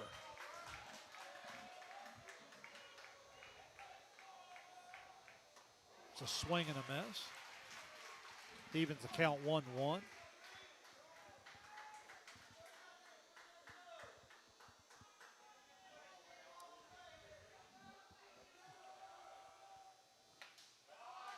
Ball misses away. Nice job of Hackathorn to go get that one. Southeastern will take it however they can get it at this point, I would assume. That second run just 90 feet away. There's a swing and a miss. 2-2 to count.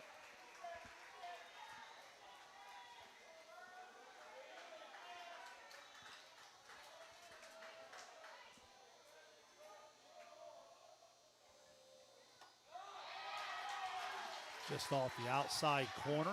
You could almost tell by the way Hackathorn tried to bring it back that he knew it was out there. 3-2, 2 outs. Second and third tied at 1. There's a pitch. This is down and away, and for the third time this evening, Burns walks. That is walk number 8. So the bases are loaded. Carson McWhorter. McWhorter struck out swinging in the second, struck out looking in the fourth. And again, the pressure on Applegate to find the zone with nowhere to put him as he's coming up on his 99th pitch of the evening.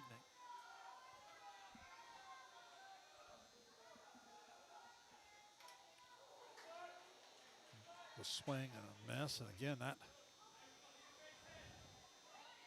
umpire walking it out. It must have caught the catcher. I thought it got the umpire again. Remember, we had that earlier. Unfortunate situation where we hope everybody's okay there.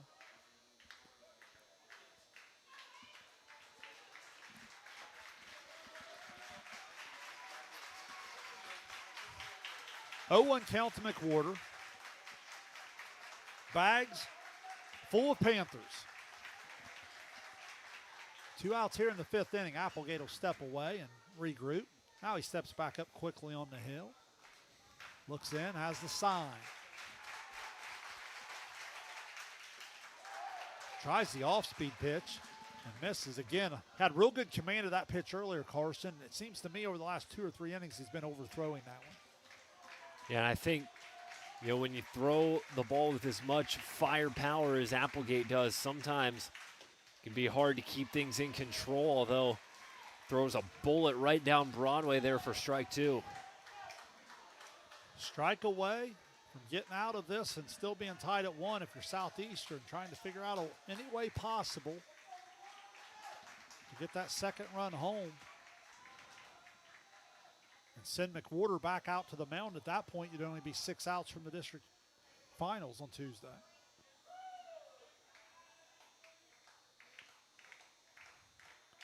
Here's the pitch. That ball almost got him there, which would have been a run. And 85 up under the chin. That certainly can't be the most comfortable thing. Counts 2-2. There's a ground ball into the hole in the left field. One run's going to score. Another one's coming home. He's going to be inside the throw easily, and that's going to put the Panthers out in front 3-1. Carson McWhorter finds a way. Ground ball, 2-run single. Well, McWhorter, the pitcher, looking for a little bit of a cushion, and he just says, fine, I'll do it myself. Fires one into left, base hit, brings home 2. Southeastern ahead by 2.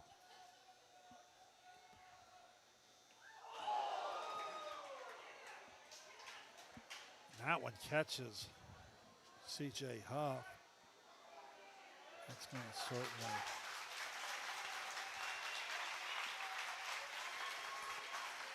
seems to be okay there.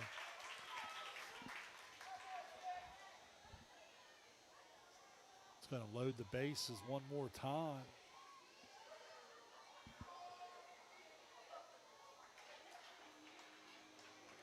And it appears Coach Meade is going to make a call to the bullpen. Yeah, coming up on 105 pitches here through just 5 innings, and going to try to go to the bullpen here and see if he can't get out of this jam for his right-hander Applegate. On that note, we'll step aside. It's 3-1 Southeastern with 2 outs here in the 5th inning. Shank Holmes, Carson, Francis, don't go anywhere. You're watching high school tournament baseball on SOSA, presented by Ohio Health. Richard. Countless nights in the garage. 8 shiny new Pistons. 1 very happy 16-year-old granddaughter. And 2 years since starting cancer treatment at Ohio Health.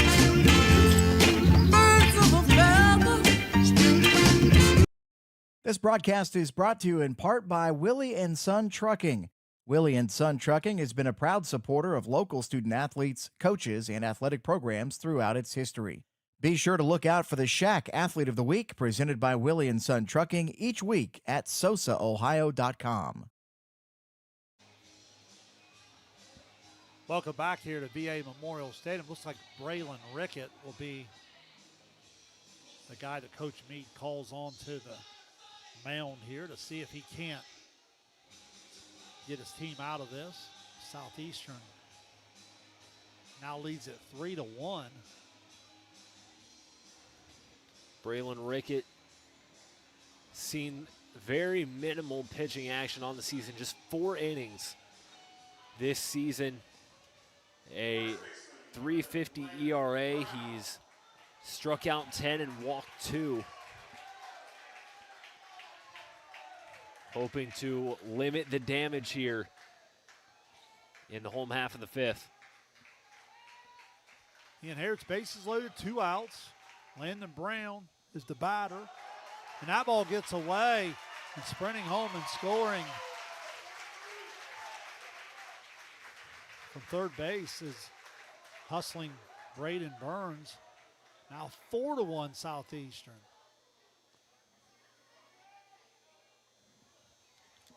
Southeastern's just been able to maximize tough at bats. Coming in tonight, you knew you were going to strike out quite a bit, but boy, have they been able to battle and get some walks. And this inning, finally getting the ball in play just a little bit more and putting some pressure on Manchester. They find themselves up 4-1.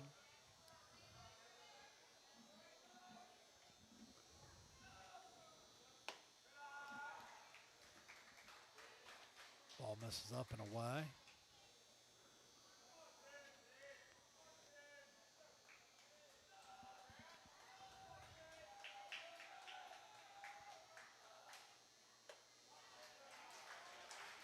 Ball misses just off the outside corner, now 3-1.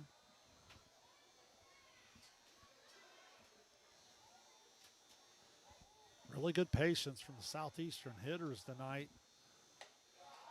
They draw yet another walk.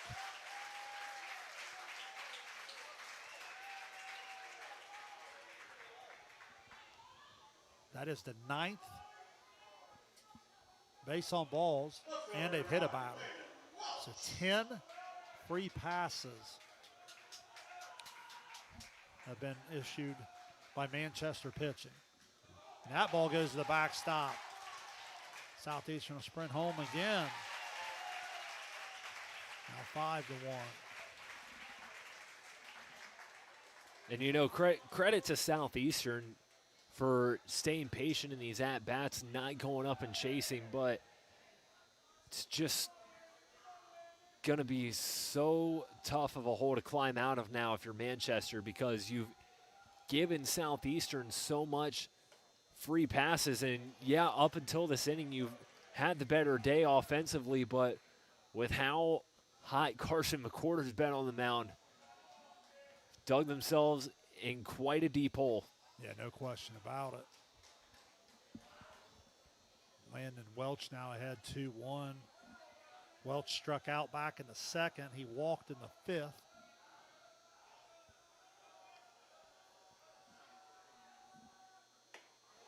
That ball misses up and away. Now 3-1. Now the other thing that's factored in, just as we were talking about Andrew Oyer in the first game, now Carson McWhorter is going to be in a position, pitch count wise, to maybe make himself also available for Tuesday night final if this score holds up. Yet another walk. I'll move my inning over in my book here as the Panthers end up batting around.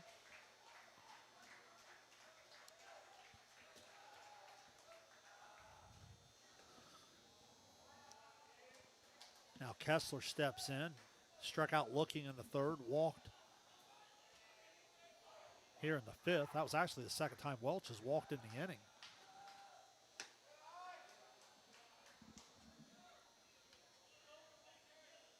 Now behind 2-0, and again, just kind of a helpless feeling there when you kind of get to a situation where you're struggling to find the strike zone. Southeastern hitters just got to stay disciplined. There's a called strike.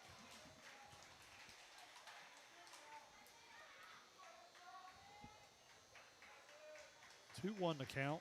Manchester still looking for that third out. There's a swing and a miss. Count evens 2-2.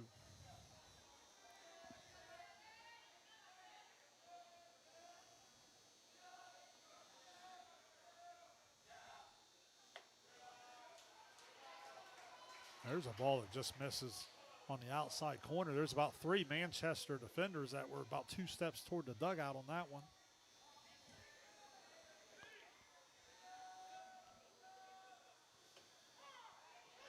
And he rings him up on that one, and that ends the inning. Not before Southeastern bats it all the way around, and they put 5 on the board to take the 5-1 advantage. We'll see if they can make it hold up and advance to Tuesday's district championship. Make sure you stay with us to find out. You're watching high school tournament baseball here on SOSA, presented by Ohio Health. For 175 years, the Glockner name has stood for trust. Today, that promise continues. Every time your family turns the key. Generations have trusted us for one reason. We never stopped caring. From preschool drop-offs to road trips, you leave our service center knowing your family is in the safest hands possible. 175 years of social proof that this isn't just service.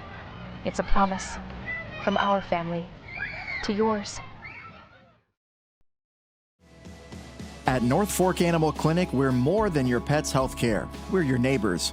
We combine top quality veterinary care with the availability you can count on, keeping tails wagging and pets thriving. And as proud supporters of youth sports in Southern Ohio, we're committed to helping our whole community grow strong. North Fork Animal Clinic, caring for pets, supporting our community. Welcome back, VA Memorial Stadium. Shane Combs, Carson Francis, trying to put a capper on what's been a long day of baseball. Game number 4 here on SOSA. And as expected, big-time pitchers duel was breaking out in this one for the first 4 or 5 innings, and finally, offense wins out. Southeastern with some outstanding at-bats. They batted all the way around there in the home half of the 5th. They scored 5 times. Finally get 2 hits, their first 2 hits of the game. One doesn't leave the infield. The other ricochets off a diving effort and out in the left field a little bit. But you add it all up, nonetheless, 5-1. You've got your ace on the mound, and you're 6 outs away from the district championship on Tuesday night against SVC foe Huntington. Shane, I think the one recurring theme throughout all 4 of our games today has just been the big explosive inning. All it takes is just that one that a team can use and get a few hits off a pitcher who's having a really good game and pull away. That's what Wheelersburg did after the rain delay. That's how Logan Elm got ahead of Blake Sanders for Unioto. And we saw Huntington just break out the bats in a big way there late in that game against Sims Valley, working their way to a run rule. Yeah, no question. McWhorter just misses there. Carson Edmond walked back in the second. He singled in the third. Cleanup hitter here for Manchester will be Hayslip and Rickett to follow. That pitch catches the outside corner for a strike, evens at 2. Manchester still has 6 outs of offense to play with. They'll have to get to McWhorter for at least 4 to make it happen. And McWhorter paints the outside corner for the backwards K. That's his 5th strikeout since coming on back in the 4th inning. Yeah, and that's what I was talking about in the last inning with the rhythm that Carson McWhorter's been in on the mound now. Manchester giving out all those free passes just digs them in that much deeper of a hole. There's a get-ahead strike, and Carson, Southeastern rolls the dice, not starting McWhorter tonight, but now it could really pay off. He's only at 30 pitches, so if he's able to stay efficient here, you could be looking at an Oyer McWhorter district championship come Tuesday night, which the SVC fans would be pretty excited about.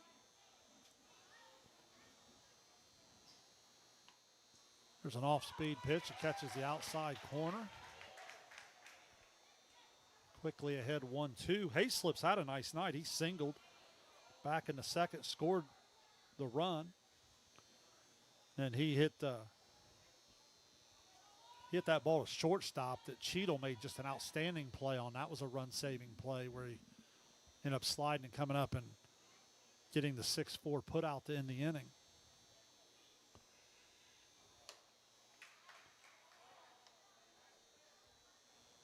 Ball just missed. I think the fact the catcher was set up on the outside, came back over the plate a little bit. There's a good-looking pitch. Another backwards K. That breaking ball is just filthy. McWhorter in control out there on the bump. You see the confidence, the pace he's working with. You can just kind of see the body language of the Panthers start to really sense it around the diamond. Now Rickett is the 2-out batter. Tried to sacrifice back in the second inning, but ended up bunting into a 1-5 put out and then was hit by a pitch. That was actually the final batter that Kessler faced. He hit him to start the 4th inning, and that's when McWhorter had come on at that point.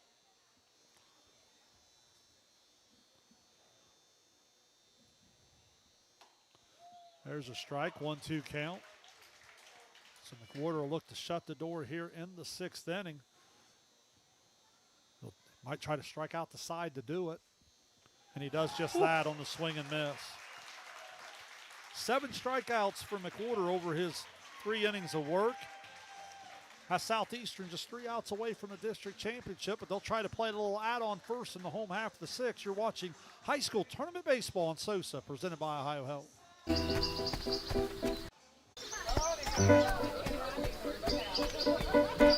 Mark.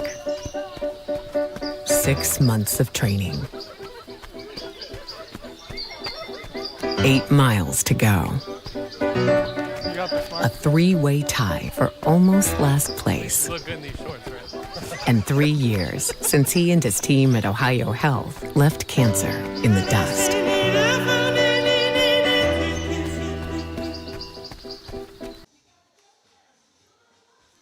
Welcome back to the home half of the 6th inning here at VA Memorial Stadium. Another pitching change for the Greyhounds is Traven Hildebrand will come in off second base to take over the duties on the mound. Carson, we'll try to see how they move guys around there to make sure that we know as the inning goes on. But Hildebrand comes in. He'll try his best to keep it right here at the 5-1 mark. Yeah, Hildebrand, 8 appearances on the year. He's thrown 37 full innings. He has struck out 48 batters, walked 29 with a 4.35 ERA. He pitched the final inning of the district quarterfinal win over Eastern Brown, in which he gave up a run on 1 hit and 2 walks while striking out a batter.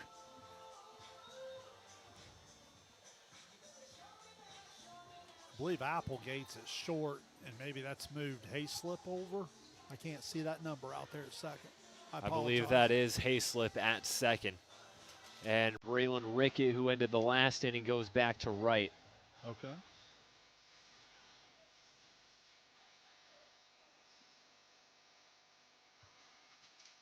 Southeastern will send to the plate there, the top of the order. Isaiah Cosby, he'll be followed by Colton Baxter and Gage Cheadle. If you're just joining us, Southeastern's only come up with 2 hits on the night, but they've been walked 10 times and hit once, as 11 free base runners have been given by Manchester pitching. So again, the dominance of Applegate was evident throughout in a lot of ways, but give Southeastern credit for just competing in the at-bats, able to build up that pitch count, and they finally got to him.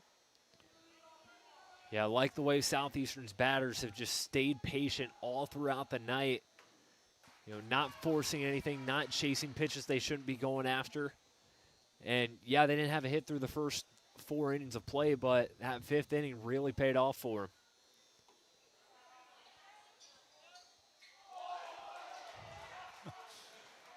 Peel down the first base. They said he offered. I don't know if the Southeastern fan base agreed, but they don't get a vote. So it's 0-2. There's a comebacker. Nice play. Athletic adjustment there by Hildebrand. Now just good awareness by Hildebrand. Some pitchers get those comebackers. They're not quite ready for them. Not the case here for the senior Traven Hildebrand. How to bring up catcher Colton Baxter. Grounded out to second, grounded out to short, and then struck out 0 for 3 on the evening, but done a real nice job back behind the plate. He had a big caught stealing earlier. That ball's ripped fair inside the bag at third. That ball's going to go down the corner. Going to be extra bases for Baxter. Stand-up double with 1 out as Southeastern looks to grab an insurance run here in the 6th inning. Just a good piece of first pitch hitting. Fires one down that left field line. The Panthers dugout loving it. Going to give some gear there to his coach for returning. So Gage Cheadle will be the 1 out batter. Talk about an excellent job that Coach Valentine's done his first year at the helm of Southeastern, an assistant last year on a team that went to the Elite Eight. As we'll get a pinch runner here for the Panthers, it'll be Nathan Gray running at second base. But Coach Valentine stepped in this season after being an assistant on a team that went to the Elite Eight last year, and it's pretty much as if he's picked the program right back where it left off. Yeah, no question about it. It's been a team that's, I thought a year ago was built pretty much on its pitching. The biggest thing I see this year, I noticed it real early in the year watching Southeastern. I feel like the offense has kind of stepped up and kind of matched that a little bit, and it's really given them a different dynamic.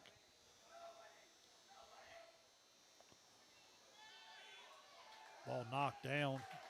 Hackathorn couldn't find it momentarily, and Gray will move up to third, now 90 feet away from allowing Southeastern to put another run on the board. Cheadle's had a nice night. He struck out in the first, but then he's walked, and then he's had an RBI hit. That ball knocked out there to left there, and a nice RBI knock. That's his second RBI of the evening.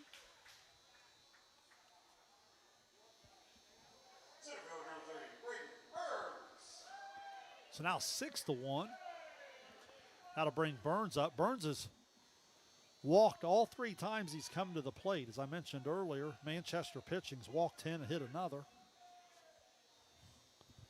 And Burns has been the benefit three of those times. Ball misses well outside, 1-0.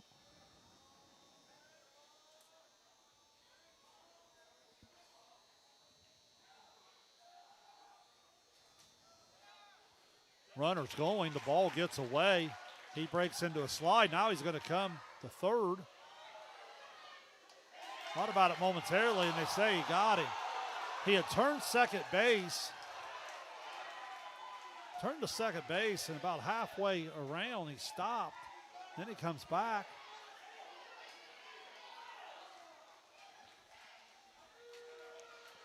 Caught him out. Oh, and Coach Valentine doesn't like that at all. Well, I think there was a question on whose call it was. The one guy had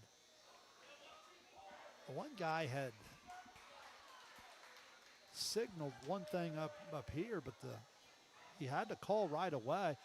The base runner rounded hard, swing and a miss there. Rounded hard, came right up out of the slide. He was still in the base, and then when he noticed the ball got away, came about halfway, he stopped momentarily, and then that's what got him as he went ahead and was coming on the third, and there was a bang-bang play, and the call doesn't go his way. There's swing and a miss. So now with 2 outs, the base is clear. Southeastern still well in control at 6-1.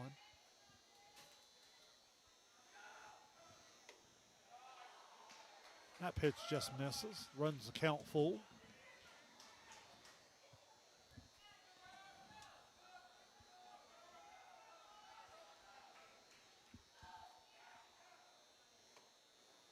And that pitch misses down, and Burns walks for the 4th time this evening. Now, talked about the plate discipline shown by Southeastern tonight, and Braden Burns has done just that. Anytime you can walk 4 times in a game, shows a lot of discipline and patience down at the dish.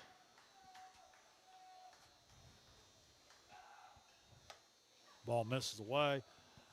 McWhorter had struck out the first 2 times, but he had the really big swing there in the 5th inning, coming up with the 2-run single.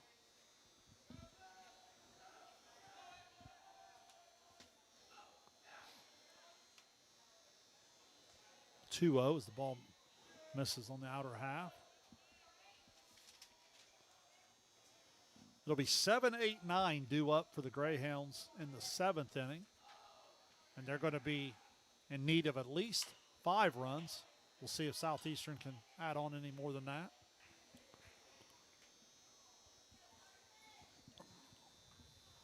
Foul ball up the third baseline, going to make it 2-1.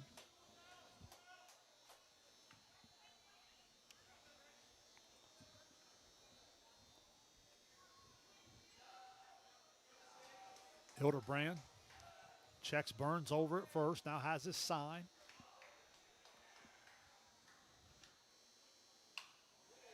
Ball's fouled back over the first base side, out into the parking lot. Evens count 2-2.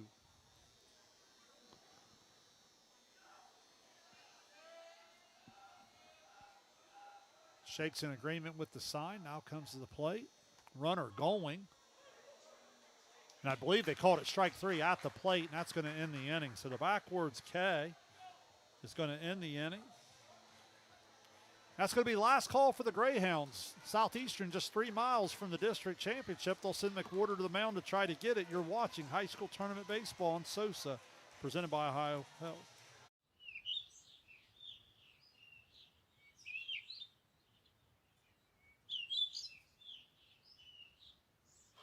Swing and a liner to left field. Pates will walk it off. That one base is loaded in 2. Pitch. It is low, and this one dripped the pitch. Skied into center field, hit pretty well. Major back to the track, to the wall. It is gone. At Chillicothe Comfort Heating and Air, your comfort is our priority year-round. Whether it's blazing hot or freezing cold, we've got your back with fast, reliable service you can trust. Locally owned, honest, and done right the first time. We have financing options available for every budget as well as 60 months 0% interest. Call us today and feel the difference that comfort makes.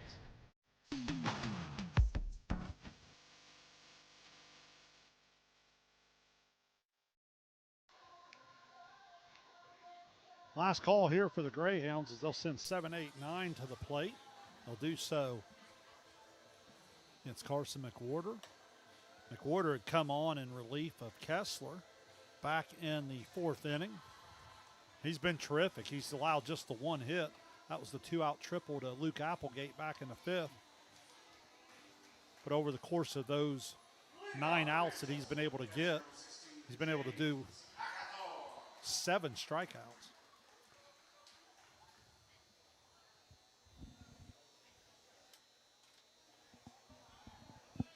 James Hackathorn will step in. He's 0 for 2 on the night. He grounded out to C.J. Huff back in the 2nd inning and then struck out looking in the 4th when he faced McWhorter.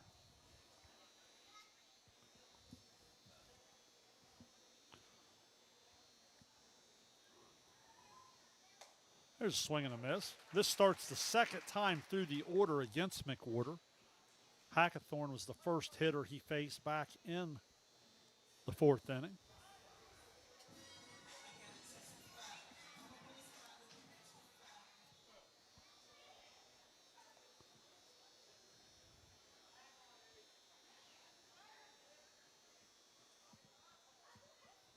Long look in here. Now he's ready. Another swing and a miss.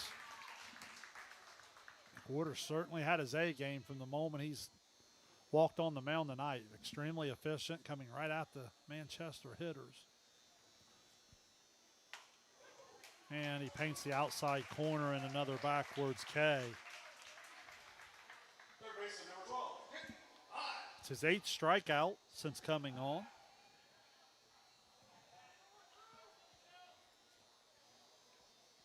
Only 2 Greyhounds have even put him in play tonight. Applegate tripled against him, and Colvin grounded out to strand Applegate. Kitten Butt now the 1-out batter. Struck out looking in the 2nd, swinging in the 4th.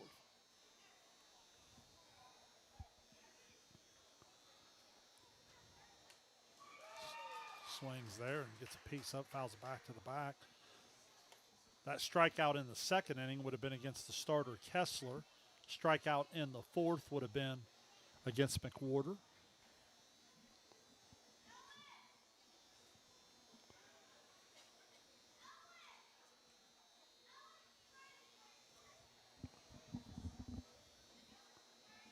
Now McWhorter has the sign, ready to go to the plate.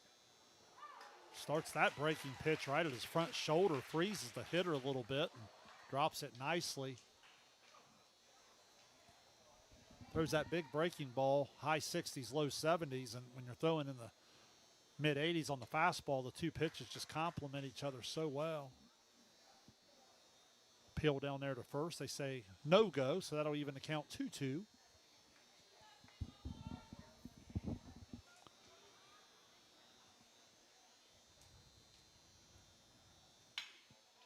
Ground ball shortstop, Cheadle. Field, steps, throws, across to Brown. And Manchester down to their final out.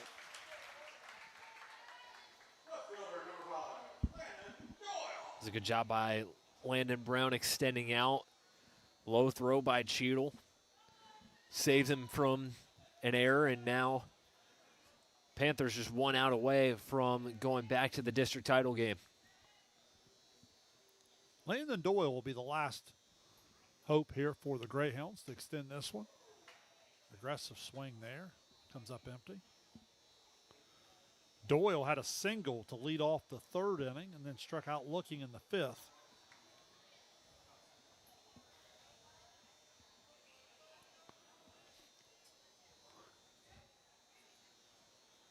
Oh, 1 pitch here coming from McWhorter. Beats him on the fastball, and now they're down to their final strike.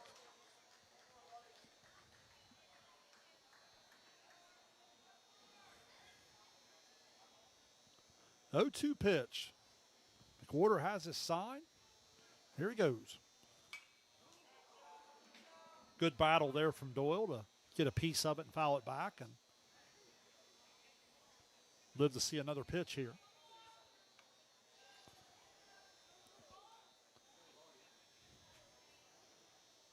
Now McWhorter will do it again.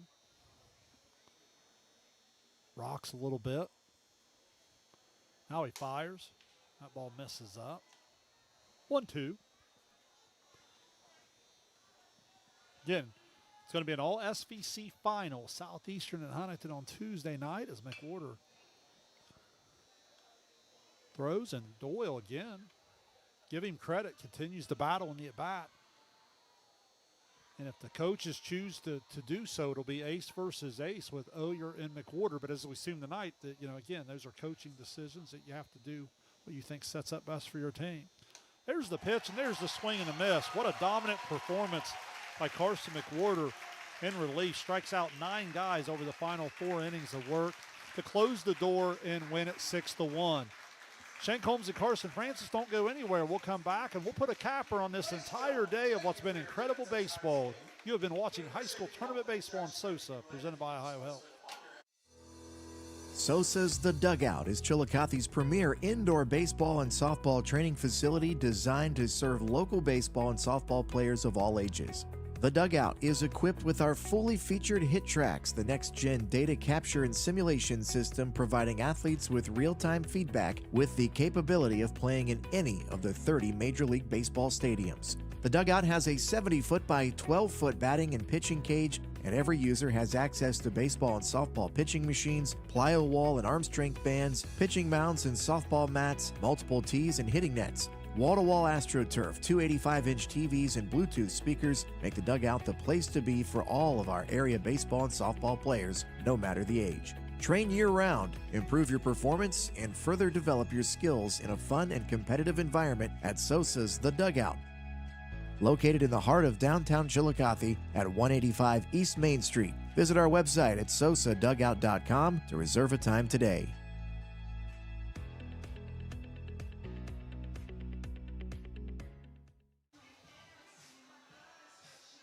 Welcome back here, post-game coverage of what's been a long day at the VA Memorial Stadium, but one that we've certainly enjoyed. Carson, I know you've put in a long day here on all 4 games. I know we've been together for 3 of them. Let's start big picture, and then we'll narrow it into the Southeastern win. You look back, Division 4, Wheelersburg and Logan Elm advance on. Then they'll do battle for a Division 4 district title. Then in the Division 6 side, 2 SVC teams in Huntington and Southeastern. They'll play for the 3rd time this year. Keep in mind, Southeastern beat them twice. Should be just an exciting night of baseball. But throughout the entire day, you said something that I wanted to start with about the big inning. So many times in these games, it's hard to just constantly get to someone all day. You're going to get a couple opportunities to get to these good pitchers. And I thought the teams that ended up coming out in front were the ones that were able to kind of turn the 1 or 2 run opportunities into the bigger innings and kind of put things away. Yeah, and I'll go back to saying this. I thought Wheelersburg, all credit to them and all credit to Washington Courthouse. I thought they benefited the most from that rain delay because I feel like Aiden Osborne was finally getting into his rhythm there, and then the rain delay forces him out. Sam Lott's a very talented athlete, a very talented pitcher, comes in on very short notice, doesn't have as much time to warm up. And, he's just unable to be as effective as he normally is, and Wheelersburg took advantage of that. So they put up 6 runs in that inning following the rain delay. Looking at Logan Elm and Unioto, I thought Blake Sanders for Unioto had an outstanding game, but just that one inning, I believe it was the 3rd inning, where Logan Elm rounded off 4 hits in a row to start. Back-to-back bunt defense hurt him. Yeah, and then you have Kelton Bennington, who might have been one of my favorite players I saw today, with that double to give Logan Elm the lead. They never looked back from there. For Huntington, they kind of took advantage of just an unfortunate circumstance for Sims Valley where the talented Tanner Korn wasn't able to stay in on the mound the entire game. And, the floodgates opened from there for the Huntsmen. And then I thought Southeastern, as I mentioned all throughout this game, just thought they did a great job just being disciplined at the plate, not chasing, not forcing anything. And, they were able to get on base, only 4 hits, but 6 runs to show for it. That 5th inning was huge for the Panthers. What sometimes in sports, we throw out cliches and we use words like experience, and I'll have people ask me, they'll say, Shane, is experience really that big a deal? And I'll say, yeah, it really, really is, because what happens is I watch young kids who have been through this before, and I see how they react and how they can perform under pressure when they kind of understand what that pressure is about. I thought a big thing in the middle innings tonight is I never saw a panic from Southeastern. They were in a little bit of trouble there, right? Applegate on the mound, he's out there throwing gas, and hits are hard to come by, but they just stayed the course. They continued to grind at bats. They ended up drawing walks. They got his pitch count up, and when they had the opportunity to get to him, they did, and that was enough, especially when you throw as well as Kessler and McWhorter were able to throw for Southeastern. Yeah, and I do want to give a big shout-out to Bryson Kessler, because I talked a lot about how, pitching-wise, Carson McWhorter turned the tides for Southeastern, but, Bryson Kessler did an excellent job as is, just 1 run off of 3 hits, and, there were a lot of jams that he was able to work out of. Could have been a completely different ball game if it weren't for him and the Southeastern defense able to make some very big plays early on. Give McWhorter a lot of credit. He comes in there and inherits the runner in the 4th inning. He earns the win by striking out 9 over the last 4 innings of work. He was terrific. And now you move on to Tuesday night. Let's talk about Huntington Southeastern round 3. Because of Huntington's explosion offensively and the efficiency of Oyer, he's going to be available Tuesday night. Because of the way they did the pitching tonight, and McWhorter comes on, he's really efficient through 4 innings. He's going to be available. Man, that's everything you'd ever want in a district championship match. My best, your best, and then we throw it out there and see who's going to represent not only the SVC but the Southeast District in the Sweet 16. That should be a lot of fun. Yeah, and I get the sense that Huntington feels like they left a little bit on the table in the regular season against Southeastern. Southeastern beat Huntington twice. Huntington got the 1 seed, but, now a chance to finally prove to Southeastern that they're the superior of the 2. And, when the rubber meets the road, going to be a great matchup. 2 talented teams, should be a very stacked pitching matchup we get to see Tuesday night. And, that's a common theme we've been seeing in both baseball and softball is these league rematches.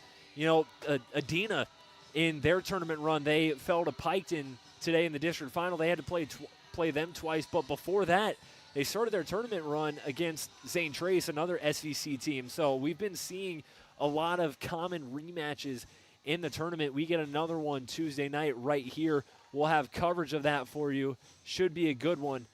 And, Shane, before we sign off and get out of here, do want to give a quick shout-out to the following seniors for Manchester who played their final game in a Manchester baseball uniform. Those seniors are Traven Hildebrand, Landon Doyle, Parker Hayslip, Braylon Rickett, and Luke Applegate. A very talented group, a very great group of young men, great athletes in baseball and whatever other sports they play. And it's no doubt that they leave some big shoes to fill in this Manchester baseball program. Yeah, that's well said, and they really have, and that'll be something Coach Meade will try to reload with some younger guys coming up and do that. But you're right, as you rattle off those names, those are some kids that have helped Manchester accomplish some things in baseball that they have not been able to do so. Well, at the end of a long day, I want to give a big shout out to everybody that had a part in making this happen through the rain delay, through the 4 games, all the Chillicothe Paint staff, all the Southeast District board members that made it happen. What an incredible day of baseball, and I can't wait to get back here and do some in the future rounds. So, again, on that note, for our entire team, for Carson Francis, I'm Shane Combs. Final score for the final time, Southeastern advances with a 6-1 win over Manchester. So long, everyone.